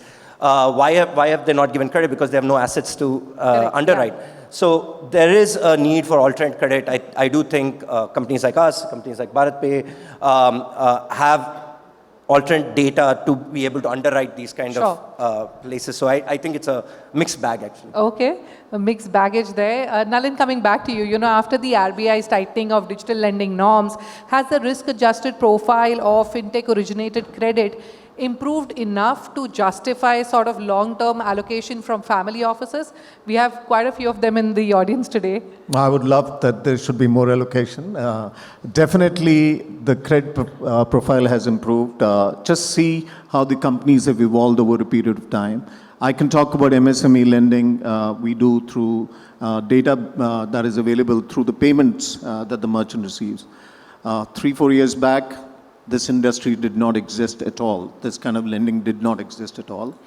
Today, there are at least 3 of us, you know, 2 of my competitors and myself who do this, and we have partnership with every large NBFC in the country. And we've been doing this, and they're doing good enough returns, and we've been doing this business for 3-4 years. We believe that this is the way the future lending will happen on the MSME side across India, and this will become bigger and bigger. I would definitely hope that from the family office side, this is one area that you guys should be looking at. This is something, you know, it is a totally different way and a new and now a proven way of lending to MSME. So I would say that. All right, let me quickly put Shrikant on the spot here. Shrikant, which fintech sub-segment today offers the most predictable 5-year return? I think arguably it will be the asset and the wealth management side of it. Okay. I know. I think simple logic. It's you know, it's something that you deal with AUM, and even if there is a 20% drop in the market, you know, your downside is capped to that. Whereas any other industry, you know, mostly, you know, dealing with the transactions, you know, that For example, if you're dealing with the brokerage business, it'll drop by nearly 50%, every time there's a 20% correction in the market. So I do believe that as the affluence of Indians in general is going to increase from here on, I think, the asset and the wealth management makes perfect sense for the 5-year horizon. All right. Can I comment Sure. on this? When there's a gold rush, invest in the shovels business. I'm a shovels business. We make a lot of money. So am I. Sorry. That was a good pitch. Short pitch, but a good one. Pallavi, let me get you in. In embedded finance partnerships, who ultimately owns the customer? Just put it closer. Yeah. So we do supply chain finance, and we basically work with anchor corporates and fund the last mile retailers in the platform, which is a tier 2 enterprises. And the kind of alternate data that we end up using is the data that's residing on the ERPs of these corporates, right? So how you're selling, when you're selling, how much, when is the customer paying on this informal credit. All of this data really helps us to take a call on whether this customer is credit worthy. And then we top it up with GST data, account aggregator data. And of course, payments data gives another lens to the credit worthiness of these borrowers. I think being a provider of credit in those markets, if I am the balance sheet lender alone and I'm lending money using somebody else's platform, let's say it is Flipkart or let's say it's Amazon or it's a large corporate, eventually the customer ownership is by that platform where the customer belongs and who's doing end-to-end servicing, right from onboarding, looking at this transaction data. So anybody who has the access to this data and how the transaction flow is the real owner, and then you can think about what more to do, which customers to lend to. I think just being a balance sheet provider and the lender is not what gives you the custody of the customer. Many times in co-lending or LSP partnerships, you will find that there is a fintech partner who's actually bringing the deal and sort of bringing that particular anchor partnership on the fore. And then there is a lender at the back end. I do think that, the partnerships which are front-ending the customers and trying to get sense of the data and owning this data are the ones who are real owners of the customer, and that's where the real opportunity lies. All right, let me shift focus to where the next opportunities are emerging with financial services. Srikanth, again, WealthTech we've seen has onboarded millions of first-time investors. In a prolonged market correction, how resilient are platform revenues tied to sort of retail participation? I think you just have to make it, Great question, and I really don't think, we have tested that scenario yet. And this is going to be the first time, just to give you some statistics. Pre-COVID, the total number of investors in India from a mutual fund standpoint is roughly about 2 crores. Today, it's close to 5 crores. Direct securities market demat, holders used to be about 4 crores. Today, it's almost 14 crores. This is pre and post-COVID, yeah? Now, post-COVID, we have never seen a correction so far, and this is probably going to be the first time there's actually the market's a sideways movement, and then probably people are going to start seeing the negative, return onto their portfolios. How many of those people are going to stay put into the industry? Something, time to tell. But I have the conviction that people are going to stay put. Okay. I think, I do firmly believe that, in investing, there is always a boom. Either you're going to get more NAV or you're going to get more units, if the market value has to come down. So I think people are smarter than what they used to be, and, we're going to ride the cycle through. All right. Before I get closing comments from each one of you, Nalin, one question for you. Can fintech platforms really meaningfully participate in infrastructure like credit themes, supply chain finance or renewable ecosystem financing that offer sort of stable yield? So supply chain is something fintechs do quite a lot. She's there. We've also trying to get into this business. That definitely, wherever there is data and wherever there is a lot of transactions happening, and especially if it's a small merchants, etc., that's the business fintechs will always get into. Okay, so I totally believe that that's where we will do well. All right, let me get closing comments before we wrap up. Ashok, what is that one risk fintech today that the market is still underestimating? Fraud. Fraud. You would like to elaborate a bit more? Any statistic you want to give us? Yeah, I think I joke around about this saying, like if I look at it 3 years ago, reported fraud used to be about 4,000 odd crores. That's gone up 10x. That's faster than Elon Musk's net worth. So actually, if I were a fraudster, I think I would make a lot more money than if I was running IDFI at this point. I do think that's as the world gets more and more digitized, it is inevitable that fraud will increase. Absolutely. And at the core of that, I mean, as India leads in digitization, I think we are at that risk. That is the biggest risk in lending, in my opinion. All right. And Nalin, what is that one big opportunity in financial services that excites you most over the next 5 years? So I will say a combination of payment and credit. And India has come out with a very beautiful product called Credit Line on UPI. Credit card in India came some 30 to 40 years back. I think Credit Line on UPI is going to transform the way the payment has been made, not just for few people, but for across India, for everyone. This is the product of the future. All right, Pallavi, you're nodding that you agree with what Nalin is saying? I agree, and I think for me the biggest opportunity is definitely MSME credit, and that to embedded MSME credit. But to get to that, we need to start to look at MSME credit, which is productive credit, delinked it from consumer lending credit, and to the extent that I would say we need to have a separate license for MSME credit NBFCs, so that's what we're championing for, and I think it's really needed because we are painting everything with the same brush, and it does deserve separate categorization and separate norms. All right. Shrikant, my final question to you. If you had to place long-term capital today, where would you bet? Would it be credit, platforms, or infrastructure? I'd still go with infrastructure. Okay. And probably in some sense, echoing what Ashok also said, I think the picks and shovels are going to be important. Now, infrastructure, both digital and physical infrastructure, without a doubt, I think with the ROIs can be protracted, but with an economy that is poised to get into $10, $12 trillion in the near term to medium term, there is no better bet than infrastructure, definitely. All right, on that note, it's time for me to wrap up this conversation, but many thanks for joining us here tonight and for your invaluable insights. Thank you so much. Thank you. Thank you. And thank you so much for being such a fab audience. Thank you very much. Well, ladies and gentlemen, that brings us to the close of the formal summit proceedings. Thank you for being a part of Capital Horizon Summit.